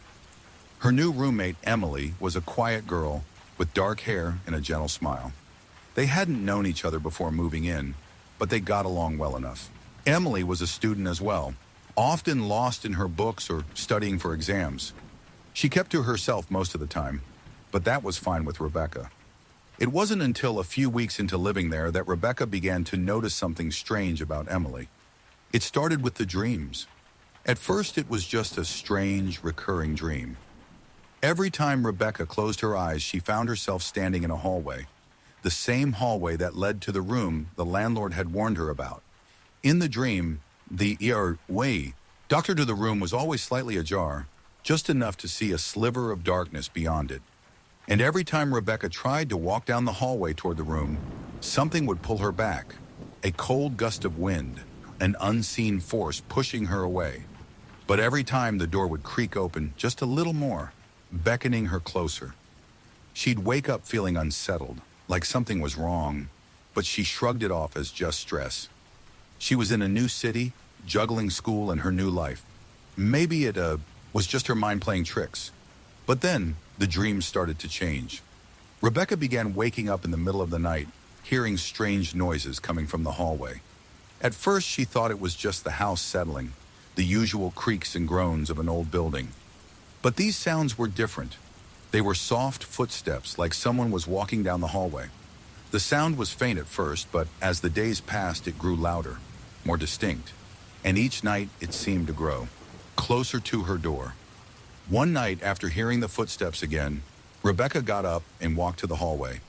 The apartment was dark and silent, except for the soft sound of her own breathing. The door to the back room was still locked, just as the landlord had left it, but the feeling of being watched lingered in the air. "Emily?" Rebecca called out, but there was no response. She hesitated, but then decided to check on her roommate. She knocked softly on Emily's door, but there was no answer. She knocked again, louder this time, but still nothing. Feeling a strange sense of urgency, Rebecca slowly opened the door. The room was empty, but the air was thick with an odd chill. It was as if something had been there recently, something unseen. The bed was made, and there was no sign of Emily. That's when she noticed the mirror. The mirror was large and antique, framed with intricate carvings that looked like they had been made by hand. It stood tall against the far wall, reflecting the dim light from the hallway. Rebecca felt an uneasy shiver crawl up her spine as she gazed into it. It was as though the reflection wasn't quite right. The room appeared normal, but when she looked at the mirror for too long, she swore she saw something moving in the reflection. Something dark, lingering just beyond her line of sight. Her heart pounded in her chest as she turned away from the mirror, trying to shake off the sense of unease that had settled in her stomach. That night, the dreams returned, but this time, they were different. The door to the back room wasn't ajar anymore. It was wide open. Rebecca walked down the hallway toward the room, her feet heavy with dread. She reached for the door handle, but before she could touch it, a cold hand gripped her wrist. "Don't go in there," a voice whispered. Rebecca spun around, but no one was there. The voice wasn't Emily's. It was deeper, older. The voice seemed to come from the very walls themselves, a low growl, almost a warning. The next morning, Emily was missing. Rebecca woke up to find the apartment eerily quiet. The door to Emily's room was wide open, and there was no sign of her anywhere. She frantically searched the apartment, calling out Emily's name, but there was no response. The only thing that was left behind was a small note, written in a trembling hand. "The room has claimed her. It wants you next." Rebecca's heart dropped into her stomach as she stared at the note. The chill in the air seemed to grow, thicker, more oppressive. She thought of the mirror, the footsteps, the warning in the voice, but it was the door to the back room that called to her. With a feeling of inevitability, Rebecca slowly approached the door. The lock was gone. The door stood open, revealing darkness beyond it. As her hand hovered over the doorknob, she heard the faintest whisper, like 1,000 voices all calling her name at once. "Come closer." And with that, she stepped into the darkness, the door slamming shut. Behind her, no one ever saw Rebecca again. Months passed and the apartment was rented out again, but the new tenants would leave almost as quickly as they came. Every single one of them would leave the apartment behind, too scared to stay for even a few weeks. Some say the building was cursed. Others believe the room never truly lets go of its tenants, that once you enter, you can never leave. But the one thing that everyone agrees on is that the room is still there, waiting. And sometimes at night, if you listen closely, you can hear the footsteps in the hallway. Slow, deliberate, drawing closer. Because the room, whatever it is, always gets what it wants. Story 26. The Uninvited Roommate. Lily had always enjoyed the idea of sharing an apartment. It was economical, and having someone to talk to after a long day of work always sounded appealing. So when she found a listing for a shared apartment in a beautiful old building on Elm Street, she jumped at the opportunity. The rent was reasonable, the location was perfect, and her new roommate, Sophie, seemed friendly and laid back during their initial meetings. Sophie was in her mid-20s, a college student working part-time at a local bookstore. She was quiet but always polite, and they quickly settled into a comfortable routine. They didn't have many late-night chats, but they shared meals here and there, and always exchanged pleasantries when they bumped into each other in the hallway. But there was something odd about the apartment. It wasn't the apartment itself, which was charming, with its high ceilings and vintage features. It wasn't even the building, which had an air of quiet history to it. It was Sophie. At first, Lily thought she was just being paranoid. Sophie was quiet, yes, but she had always been like that. But over time, Lily couldn't shake the feeling that something was off about her new roommate. It started small, little things that made Lily uneasy. Sophie was always very private. She never spoke much about her past or her family, and she had a tendency to stay in her room for long periods of time, often leaving the door shut tight. Lily thought it was odd but didn't think much of it at first. However, after a few weeks, Lily began noticing that Sophie wasn't sleeping in her bed. Lily would often wake up in the middle of the night and see Sophie sitting on the edge of her bed, staring out the window at the street below. She'd be perfectly still, her back to the room, her posture unnervingly rigid. Lily would ask if she was okay, but Sophie would just blink, then calmly return to her room without saying a word. The first time it happened, Lily was sure it was a fluke. But when it occurred again, and then again, Lily grew concerned. Sophie would be gone in the morning, and when Lily would ask her about it, Sophie would offer the same strange explanation. "I just couldn't sleep. I was thinking." It didn't take long for Lily to start feeling the weight of the apartment's eerie atmosphere. There were noises at night, scratching sounds, soft whispers that seemed to come from inside the walls. At first, Lily tried to explain them away. Old buildings creaked. Maybe it was just a rodent problem. But the more time passed, the less convinced she became. She didn't want to believe that something supernatural was at play. But something wasn't right. One evening, Lily came home from work to find the apartment unnaturally quiet. Sophie wasn't in the living room, and when Lily knocked on her door, there was no answer. It wasn't like Sophie to leave the door closed for so long, so Lily pushed it open slightly. "Hello," she called softly. The room was dark, and Sophie was nowhere to be found. The bed was made, but there was something odd about the atmosphere. A sense of unease hung in the air, like a thick fog. Something was off. As Lily turned to leave, she caught sight of something out of the corner of her eye. It was in the corner of the room, near the window. Arturi, shadow just barely visible in the dim light. Lily froze. It was a figure. It stood completely still, its outline barely discernible. But it was there, and it wasn't Sophie. It wasn't anything human. Before she could react, the figure seemed to melt into the wall, disappearing completely. Heart racing, Lily shut the door and backed away, her mind spinning with confusion. Was she seeing things? Or had she just experienced something real? That night, Lily couldn't sleep. She lay in bed, staring at the ceiling, listening for any signs of movement in the apartment. Then, just as she was about to drift off, she heard it, the sound of someone breathing. The breathing was slow, deliberate, almost as if someone was standing beside her bed, watching her. Lily's pulse quickened. She turned toward the sound, but there was no one there. The room was empty, just like it should have been. Her door was locked, her windows were closed, but the breathing continued, faint but undeniable. She jumped out of bed and hurried to Sophie's room, knocking frantically on the door. There was no answer, no sound. With trembling hands, she opened the door. Sophie was sitting on the floor, her back to the door. She was staring at the wall, completely still, her body rigid. "Sophie?" Lily called out, her voice barely a whisper. Sophie didn't move. She didn't respond. Lily walked toward her, and as she got closer, she noticed something that made her stomach drop. Sophie's eyes were wide open, but they were empty. They were not the eyes of the girl she had come to know. They were hollow, devoid of emotion. "Sophie?" Lily called again, this time louder, panic creeping into her voice.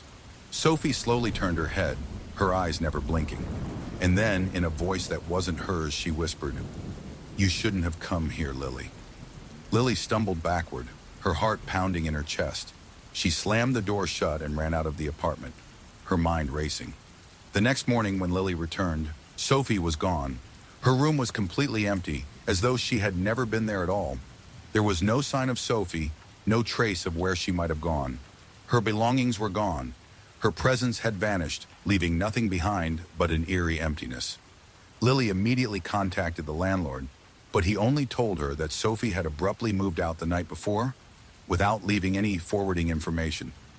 It wasn't until later, when Lily went to the local library to search through old newspapers, that she discovered the truth. The apartment she was living in had a dark history. Years ago, a woman named Sophie had lived there. Only her roommate had never seen her again. Sophie had been reported missing, and the case had gone cold. Lily couldn't shake the feeling that Sophie hadn't been a roommate at all. Something had followed her to the apartment. Something had taken her. And sometimes when Lily passes by the building, she swears she sees a figure standing at the window, someone with hollow eyes waiting for the next tenant to walk in.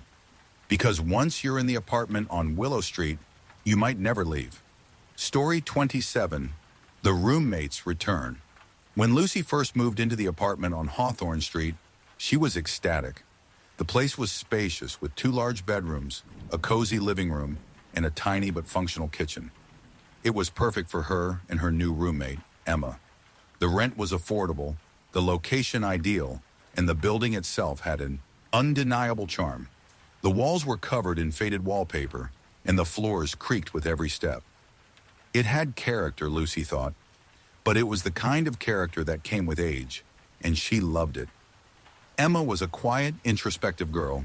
She was just starting graduate school, and her reserved demeanor suited Lucy just fine. They didn't spend much time together, but when they did, it was always pleasant. Emma would often retreat to her room to study, and Lucy would do the same. Their lives overlapped in small ways, exchanging pleasantries in the kitchen, sharing a meal here and there, but mostly they respected each other's space. Things went smoothly for the first few months. But then one night, Lucy came home to an empty apartment. The door to Emma's room was ajar. There was no sign of Emma. Her coat was still hanging on the hook by the door, and her shoes were neatly placed by the entrance. It was unusual. Emma never left without saying something. Lucy called out, "Emma, are you home?" There was no response. She checked the kitchen, then the living room. Nothing. The apartment felt empty. There was a strange quiet that settled in, a kind of tension hanging in the air. Lucy tried calling Emma's phone, but it went straight to voicemail. It wasn't like her to disappear without a word. As the night wore on, Lucy couldn't shake the feeling of unease. She stayed up late, waiting for Emma to return. But by the time she went to bed, there was still no sign of her. The next morning, Emma still hadn't come back. Lucy was getting worried. She called the landlord, but there was no mention of Emma having moved out or anything unusual. Lucy even went to the campus, asking around if anyone had seen her, but no one had. It was as if Emma had vanished. The days passed and Lucy found herself more and more distracted. The apartment, once filled with warmth and normalcy, now felt cold and lifeless. She couldn't shake the feeling that something wasn't right. It was as if something was watching her, waiting just around the corner. The apartment that had once felt like a sanctuary now felt like a trap. Then one evening, about a week after Emma's disappearance, Lucy woke up in the middle of the night to the sound of footsteps in the hallway. She sat up in bed, her heart pounding. It was 3 a.m., and she was alone in the apartment. She listened carefully, straining to hear anything more. The footsteps continued, slow and deliberate, dragging across the floor as if someone was pacing back and forth. "Emma," Lucy called out, her voice trembling. She got out of bed and opened her door slightly, peeking into the hallway. The apartment was dark, the only light coming from the faint glow of the streetlight outside. The footsteps stopped abruptly. Lucy held her breath. "Emma," she repeated, but there was no answer. She slowly stepped into the hallway, her feet light on the creaky floorboards. As she walked toward Emma's room, the door creaked open on its own. Lucy hesitated for a moment, her heart racing. She wasn't sure what to expect. When she opened the door to Emma's room, she gasped. It was completely dark inside, but there in the corner of the room stood a figure, the silhouette of a person just barely visible in the shadows. It looked like Emma. At least, it felt like Emma. But there was something off about her. The figure was standing still, staring at the wall, unmoving. "Emma?" Lucy whispered, her voice trembling. The figure didn't respond. It didn't even turn around. It just stood there motionless. But then, without warning, it slowly turned its head to face Lucy. Her blood ran cold. It was Emma, but not Emma. Her face was pale, her eyes wide and empty. There was something unnatural about her expression, Something wrong. She looked like a person, but not quite. Her features were too sharp, too perfect, as if they had been carefully crafted and placed in the wrong place. The eyes. They were hollow, black like endless pits, staring back at Lucy with a cold, blank expression. "I've been waiting for you," the figure whispered, its voice faint and distant, like it was coming from far away. Lucy stepped backward, her heart hammering in her chest. Who are you?" she asked, her voice barely above a whisper. The figure didn't answer. Instead, it reached out toward her, its hand extending unnaturally far, fingers elongating, as though it was stretching through the air. Lucy screamed and slammed the door shut, her hands shaking as she leaned against it, trying to calm her racing heart. The room remained silent. There were no more footsteps, no more sounds from the other side of the door, but the oppressive feeling remained, thick and suffocating, as if something was lurking in the apartment, waiting for her to make the next move.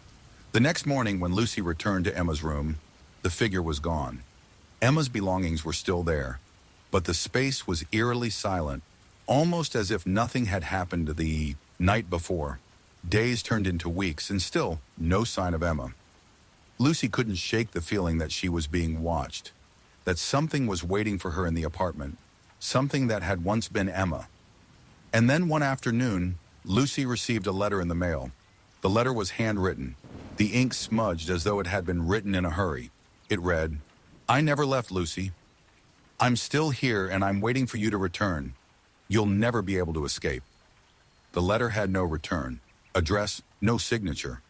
But Lucy knew without a doubt that it was from Emma, or whatever had taken her place. That night, as Lucy sat in the living room, the temperature in the apartment dropped suddenly. She shivered, her breath visible in the cold air.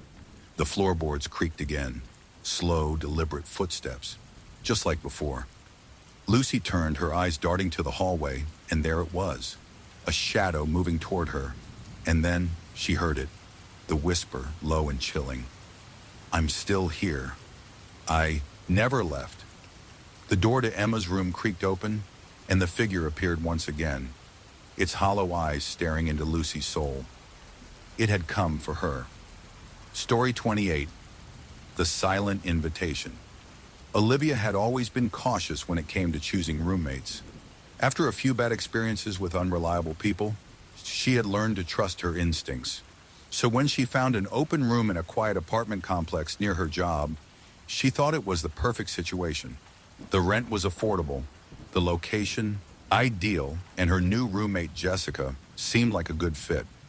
Jessica was in her late 20s, a graduate student studying art history, and she had a calm, collected demeanor. She had lived in the apartment for a few months, and everything about her seemed normal. At first, they kept to themselves. Olivia spent her evenings working on her projects, and Jessica spent her time reading or sketching in the corner of the living room. For the first few weeks, everything was fine. The apartment was quiet and they rarely bumped into each other, but when they did, it was always friendly, with polite conversations. Olivia was content. It was a fresh start in a new city, and she was eager to settle into her routine. But it wasn't long before Olivia began noticing strange things about Jessica's behavior. It started with the whispers. At night, when Olivia was in her room, trying to sleep after a long day, she would hear soft murmurs coming from the living room. At first, she assumed Jessica was on the phone with someone, or perhaps listening to music while drawing. But the whispers weren't rhythmic or full of conversation. They were disjointed, fragmented, almost as if someone was talking to themselves, muttering things Olivia couldn't make out. Curiosity got the better of her, and one night, Olivia decided to investigate. She crept quietly out of her room and into the dark living room. There she found Jessica sitting on the couch, her sketchbook open in her lap. But she wasn't drawing. She wasn't even looking at the sketchbook. Jessica was staring at the wall in front of her, her lips moving as if she were having an intense conversation with someone who wasn't there. Her voice was low, barely audible, and the words were strange.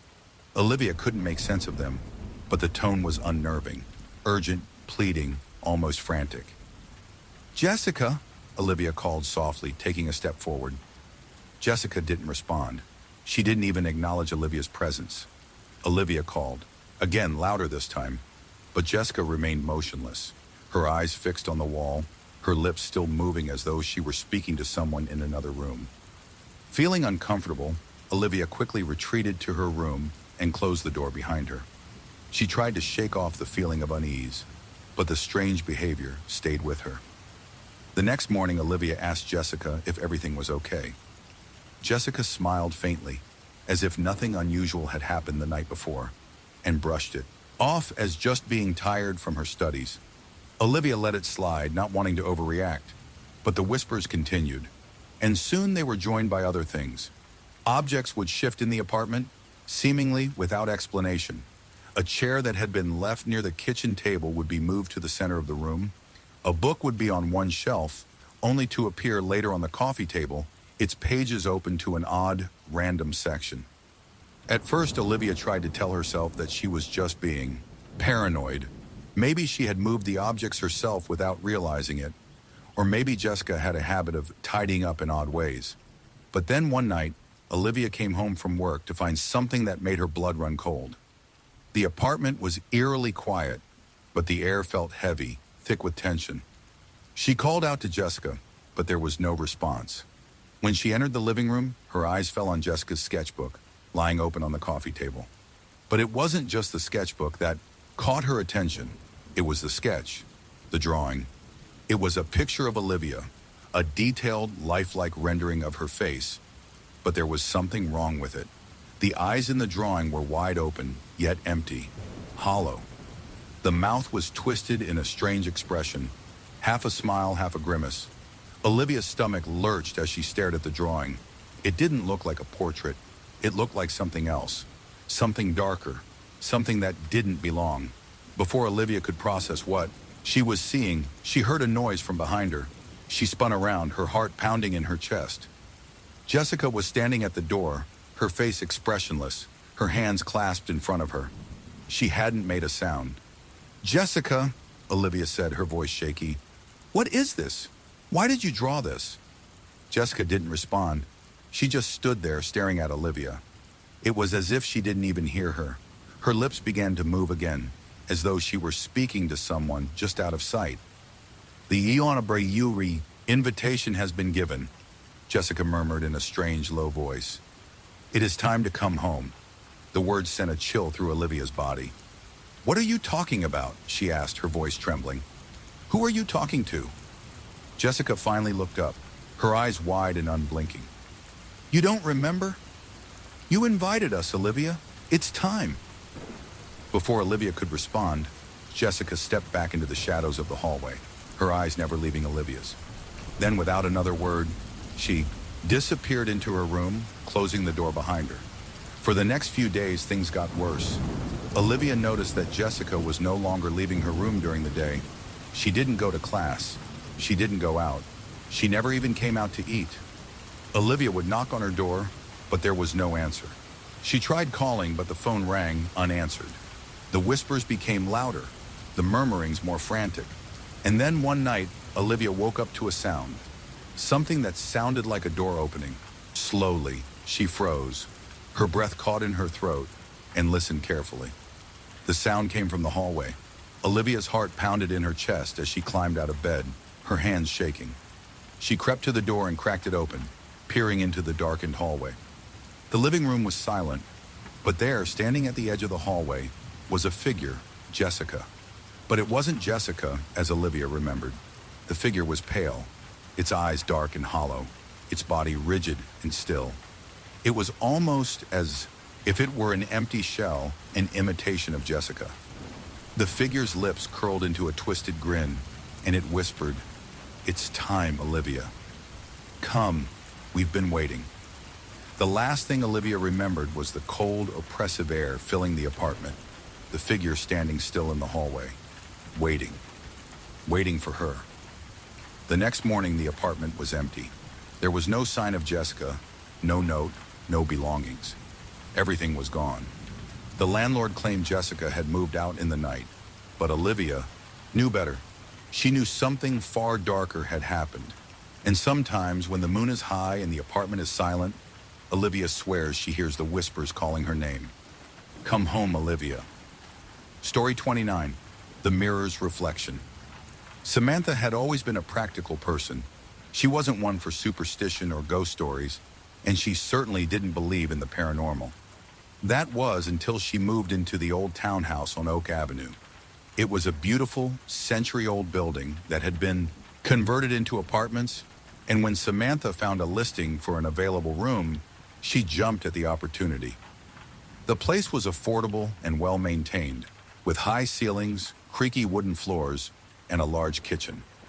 It was perfect for her, a quiet space in a city that never slept.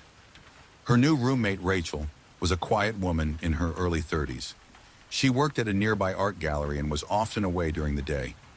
At first, Samantha enjoyed the peace and solitude the apartment offered, but over time, she started to notice odd things about Rachel and the house itself. It wasn't anything she could pinpoint right away, just a general sense of unease that seemed to grow over time. The first thing Samantha noticed was the mirror in the hallway. It was an antique, standing tall with an ornate frame that looked like it belonged in a museum. Samantha had always thought it was beautiful, but something about it made her feel uncomfortable. Every time she walked past it, she couldn't shake the feeling that something was watching her from its reflection, something not quite right. At night, when Samantha would get up to use the bathroom, she could never help but glance at the mirror as she passed. Each time the reflection seemed different, more distorted, as if the mirror itself was alive and shifting in subtle ways. Samantha chalked it up to the house's age, the way old buildings could play tricks on your mind. But then strange things started happening. Rachel would often disappear for long stretches of time. At first, Samantha thought nothing of it. Rachel was an independent person and often spent her weekends visiting friends or working late at the gallery. But as the weeks went on, the time Rachel spent away grew longer, and Samantha couldn't help but feel that something was off.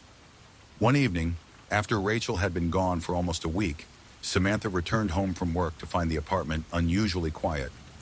She called out for Rachel, but there was no response.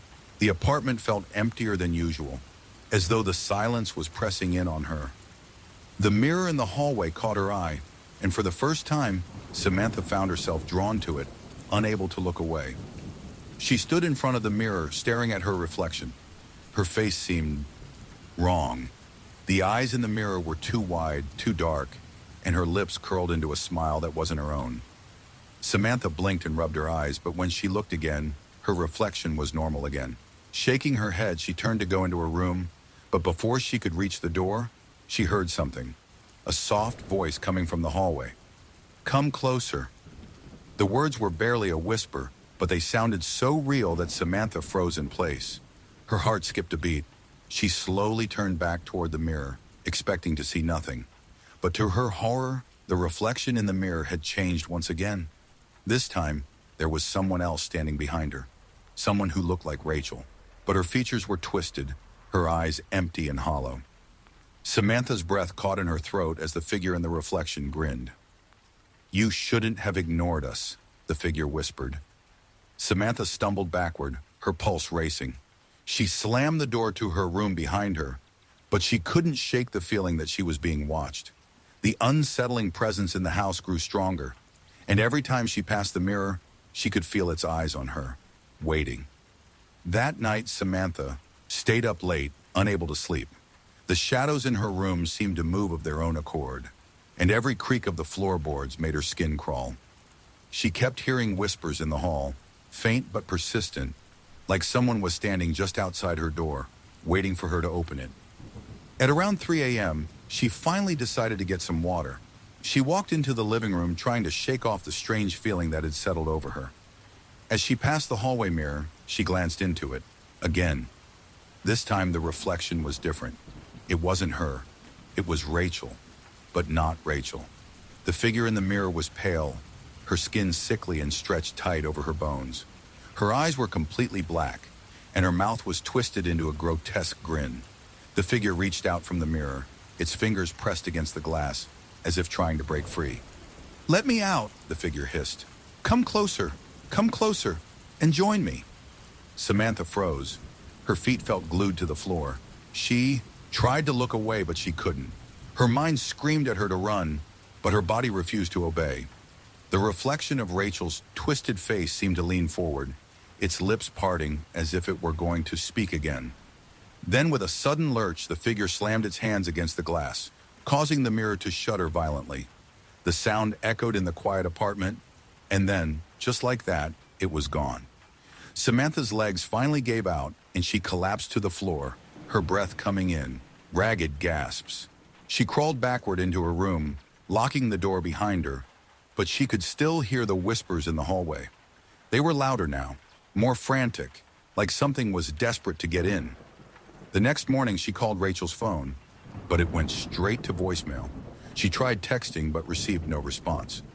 Fearing the worst, Samantha decided to call the landlord.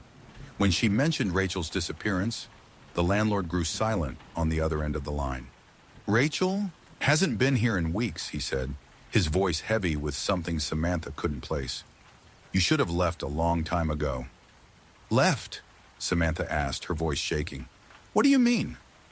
Why didn't you tell me?" The landlord's voice dropped to a whisper. "The mirror. It takes people, Samantha. It's always been that way. Once it calls to you, you can't escape." Terrified, Samantha packed her things and left the apartment immediately. As she walked out of the building for the last time, she glanced up at the window where she had always seen Rachel's room. It was dark, empty. But the moment she turned away, she thought she saw a figure standing in the reflection of the window, watching her as she left. The whispers never stopped. Now when Samantha walks past old buildings or sees mirrors in stores, she feels the same uneasy presence. The whispers follow her, and the reflection of Rachel, with her hollow eyes and twisted grin, haunts her wherever she goes. Because some things don't stay in the mirror. They come out. Story 30, The Vanishing Roommate. Laura had always been a skeptic. She didn't believe in ghosts, supernatural forces, or any of the horror stories her friends liked to tell around campfires. So when she moved into a cozy apartment in an old building on Birch Street, she didn't think twice about its age. Sure, it creaked at night and the pipes groaned in the morning, but it was cheap and convenient for her new job. What was there to worry about? Her new roommate, Clara, was a quiet woman who had already been living in the apartment for a few months. She seemed perfectly normal. Well, normal for someone who spent most of their time in their room, reading or working. They didn't speak much, but it was comfortable. Laura had her space, Clara had hers, and they kept to their routines. At first, the apartment felt warm and inviting, but as time passed, Laura started noticing things that weren't quite right. It was subtle at first. Things would go missing. A mug here, a pen there, small items that didn't seem important. But it was the oddity of them disappearing without explanation that started to get under Laura's skin. "Did you see my phone charger?" Laura asked one morning as she searched the living room. Clara looked up from her book, her face blank. "No, I haven't seen it." It was the same answer every time something went missing. But it wasn't just small things. Laura began hearing strange noises late at night, soft thumping, like footsteps in the hall, but when she checked, there was no one there. She told herself it was just the old building settling, that it was probably the pipes, or maybe even the wind. Still, the unease kept building. Then one night, everything changed. Laura had been working late on her laptop, and by the time she looked at the clock, it was well past midnight. She decided to go to bed, but was stopped short as she passed Clara's room. The door, which was usually slightly ajar, was wide open. Laura paused, a strange feeling washing over her. She stepped closer to the door, peering inside. Clara was sitting in the middle of her room, just staring at the wall. It wasn't like Clara to be up so late, and she wasn't doing anything. No reading, no writing, no music. She was simply sitting still in the darkness, her gaze fixed on something in the far corner of the room. "Clara?" Laura called out softly. Clara didn't move, no response. Laura hesitated, but her curiosity got the best of her.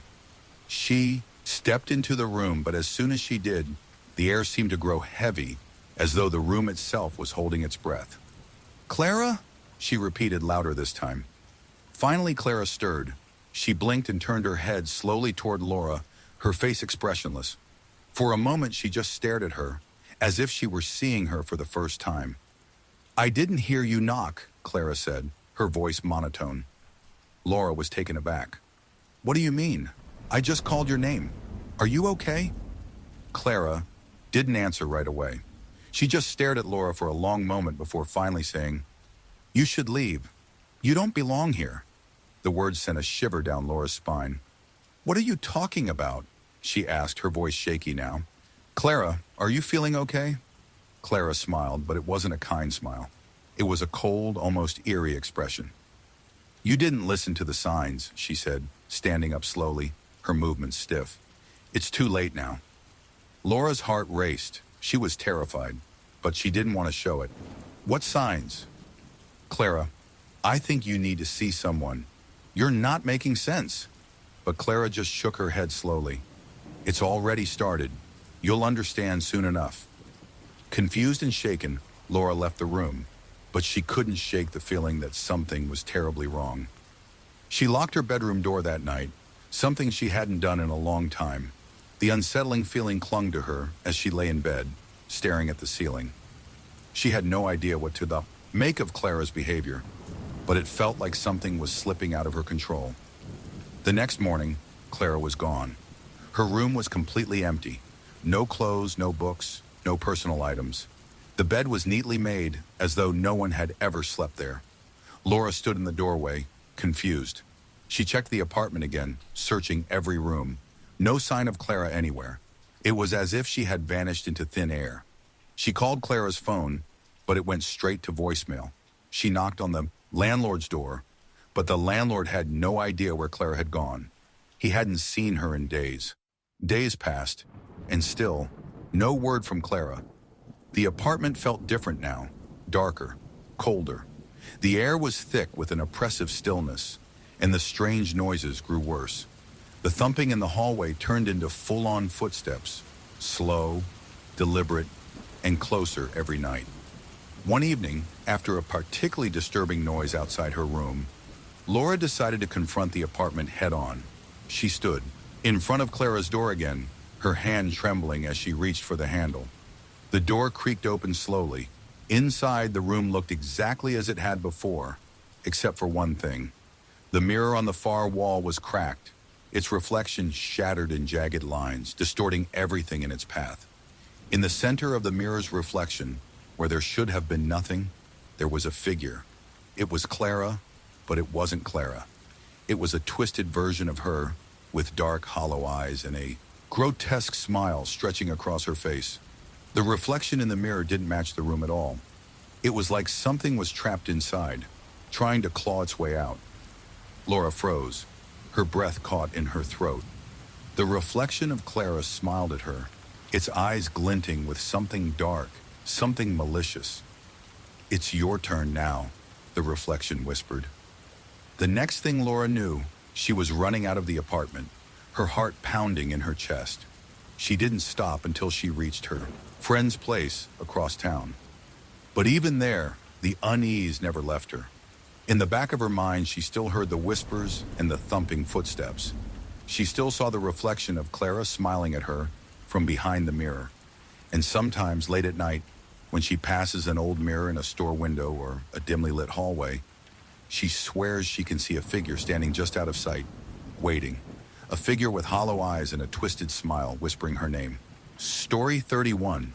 The roommate who never left. Lena had always wanted to live in a big city, and when she finally landed a job that brought her to the heart of downtown, she couldn't have been more excited.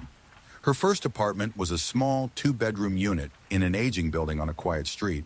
The rent was affordable, the location perfect, and the apartment itself had the kind of charm Lena had always dreamed of. A high ceiling, hardwood floors, and big windows that let in plenty of natural light. The only thing that felt slightly off was the other tenant in the building, her new roommate, Anne. Lena had met Anne through an online ad and was immediately struck by how friendly and approachable she seemed. Anne was in her early 30s, a writer who worked from home. They hit it off right away, agreeing to split the rent and share the apartment. Anne told Lena she had lived there for a while, but she didn't have many friends and spent most of her time working in her room. At first, it seemed like the ideal living situation. Lena spent her days working at the nearby office and her evenings unwinding at home. Anne would sometimes emerge from her room to join Lena for dinner or a chat, but she never seemed overly eager to socialize. That suited Lena just fine. After all, she didn't mind having some space and quiet in the evenings. But things started to change gradually, in ways that Lena couldn't quite put her finger on. The first thing that caught her attention was the odd behavior at night. Lena would often wake up to strange noises coming from Anne's room. It wasn't the usual sounds of typing or writing, but soft thuds like something was being moved around in there. There was also the distinct sound of furniture scraping against the floor, followed by a few seconds of silence before it happened again. Lena would always try to ignore it, chalking it up to Anne's restless work habits. But it happened night after night, and it was starting to wear on Lena. One evening, she couldn't take it anymore. After hearing another loud scrape, she decided to go check on Anne. When she knocked on the door, there was no answer. She knocked again, this time a little louder. Still nothing. Hesitantly, Lena opened the door. Anne was sitting at her desk, the light from her lamp casting long shadows across the room. She was hunched over, writing furiously in a notebook. Her face was illuminated by the glow of the desk lamp, but her expression was distant, as if she hadn't noticed Lena entering the room. "Anne!" Lena called gently. Anne didn't react. She didn't even look up. Lena stepped forward, a little more concerned. "Anne, is everything okay?" Anne's eyes flickered to Lena, but they were empty, as though her mind were elsewhere. "I'm fine," Anne said in a soft voice, barely audible over the sound of her pen scratching across the paper. "I just need to finish this." Lena stood there for a moment, unsure of what to do. Something about Anne's response felt wrong, like she wasn't fully present. She took a step closer, but before she could speak again, Anne abruptly stood up, startling her. "Sorry, I didn't mean to scare you," Anne said, her voice still quiet and almost mechanical. "I'll be fine. You can go back to your room." Lena wasn't sure what to say, so she left Anne's room, the uneasy feeling still lingering in her chest. She tried to shake it off, blaming her own overactive imagination. But deep down, she couldn't escape the sense that something wasn't right. Anne hadn't seemed like herself at all.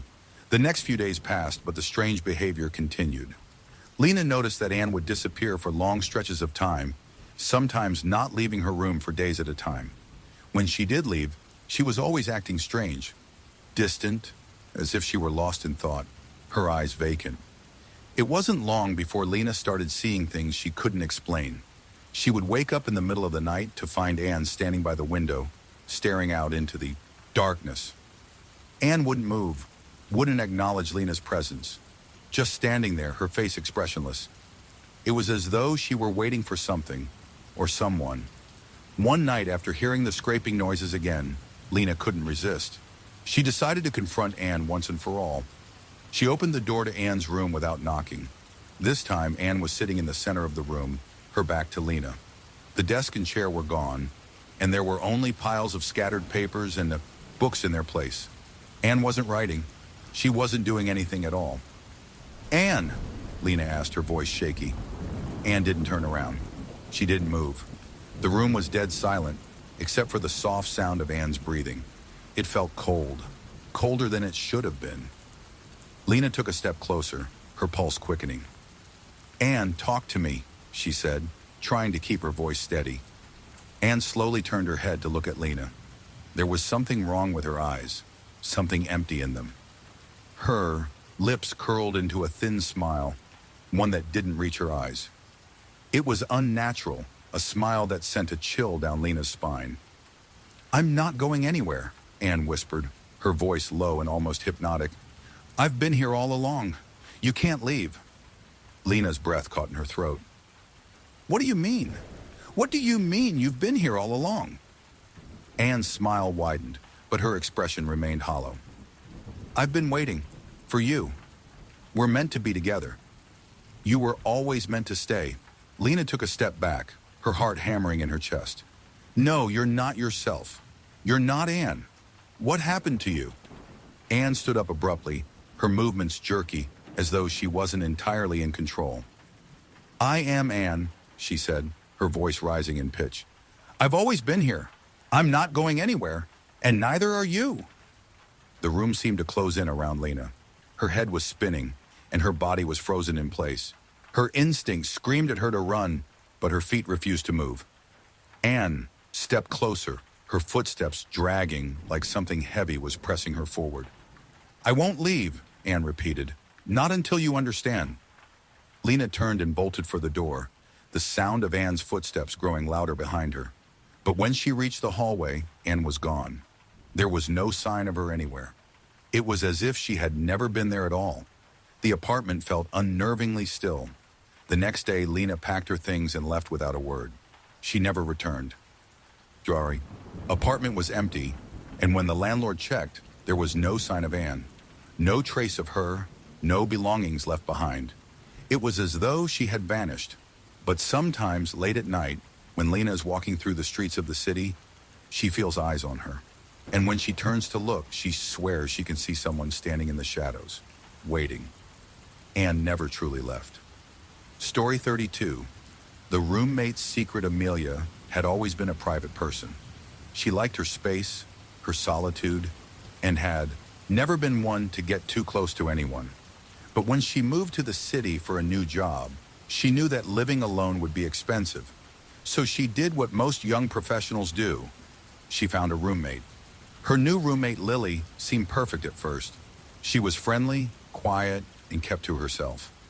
They both had busy schedules, so their interactions were mostly limited to brief greetings in the mornings or quick exchanges in the evening. Lily's room was always kept neat and tidy, and she rarely made any noise, something that Amelia appreciated. It was a comfortable, if distant, arrangement. At first, there was nothing unusual about Lily. She was the kind of person who would smile politely when their paths crossed, but rarely engaged in lengthy conversations. Amelia figured that Lily was just introverted, like her. But things started to change after a few weeks. It started with small things, subtle, unexplainable occurrences. At night, Amelia would hear the sound of someone walking in the hallway. It wasn't footsteps like someone was walking casually. It was a slow, deliberate pacing that seemed to last for hours. The first time it happened, Amelia assumed it was Lily, staying up late or getting something out of the kitchen. But when Amelia checked the hallway, Lily's door was always shut, and the apartment would be eerily quiet. The pacing continued every night. Amelia mentioned it to Lily once, but Lily simply brushed it off, saying, I don't know what you're talking about. I've been in my room all night. As the weeks passed, Amelia started to feel uncomfortable in the apartment. The strange noises became harder to ignore. She would wake up in the middle of the night to find her bedroom door open, just a crack, even though she knew she had closed it before going to bed. She also noticed that the kitchen light would sometimes be on when she woke up, and the faint smell of perfume would linger in the air, even though she and Lily never used the same kind. One evening after returning from work late, Amelia noticed something else. She came home to find the apartment eerily still. The light in the hallway was on, and the door to Lily's room was ajar. It was unusual for Lily to leave her door open, especially at night. Curious, Amelia approached the door and knocked lightly. Lily, she called softly. You okay? There was no response. Amelia hesitated for a moment, then pushed the door open just enough to peek inside. The room was dimly lit by a small lamp on the desk. At first, everything seemed normal. Lily's bed was made, and the room was tidy. But then Amelia's eyes fell on the mirror above the dresser. In the reflection, there was Lily, but it wasn't her. The person in the reflection was standing still, staring into the mirror with a blank expression. The reflection didn't move, and neither did Lily. Amelia blinked. Something didn't feel right. She felt a cold shiver run down her spine as she took a step back, slowly closing the door. She didn't know what it was, but she felt like she had just seen something that she wasn't supposed to. The next morning, Amelia tried to shake off the weird feeling she had about the previous night, but the more she thought about it, the more unsettling it became. The fact that Lily hadn't responded to her knock, the eerie stillness of the room, it was all so off. But when Amelia tried to bring it up to Lily, she just smiled softly, saying, I must have been asleep. The oddities only continued to escalate from there. Every time Amelia would leave the apartment for work, she would come back to find small changes. A book would be moved on the shelf, or a photograph that she had placed on the counter would be turned face down. It was nothing huge, nothing that screamed danger, but it was enough to make her feel uncomfortable. One night, after hearing the pacing again, Amelia couldn't take it anymore. She decided to confront Lily once and for all. She had to know what was going on. She walked to Lily's room, her heart racing. She knocked on the door, but this time there was no answer. Amelia turned the handle and pushed the door open slowly. The room was completely dark, the curtains drawn tight. But what caught Amelia's eye was the figure standing in the corner. It wasn't Lily. It was someone, something else. A tall, thin figure, its face covered in shadow, was standing at the far side of the room. Amelia gasped and stepped back, her heart thundering in her chest. The figure didn't move. It just stood there watching her with empty eyes. Who are you?" Amelia whispered, terrified. The figure didn't answer, but as Amelia's eyes adjusted to the darkness, she realized something chilling. The figure in the corner wasn't just a person, it was an echo of Lily. Its features were distorted, twisted into a hollow reflection of her roommate's face. It was like something dark and unnatural had been placed over Lily's body, as though she were being consumed from the inside out. "Lily?" Amelia asked, her voice trembling. "Is this you?" At that moment, the door slammed shut behind her, and the room was plunged into total darkness. The figure in the corner moved, its head snapping unnaturally toward her. "You shouldn't have come in," the figure hissed, its voice cold and distant. Amelia turned to flee, but the door wouldn't budge. The figure advanced on her, its movements jerky, inhuman. It wasn't Lily, not anymore. It was something else, something that had taken over. With all her strength, Amelia pushed against the door, finally forcing it open. She ran through the hallway and out of the apartment, not stopping until she reached the safety of her car. She didn't go back to the apartment after that night. She packed up her things, moved in with a friend, and never spoke to Lily again. A few weeks later, Amelia heard rumors about the apartment building. Apparently, the unit had a history. No one had ever stayed there long. The previous tenants would disappear one after another, leaving no trace behind.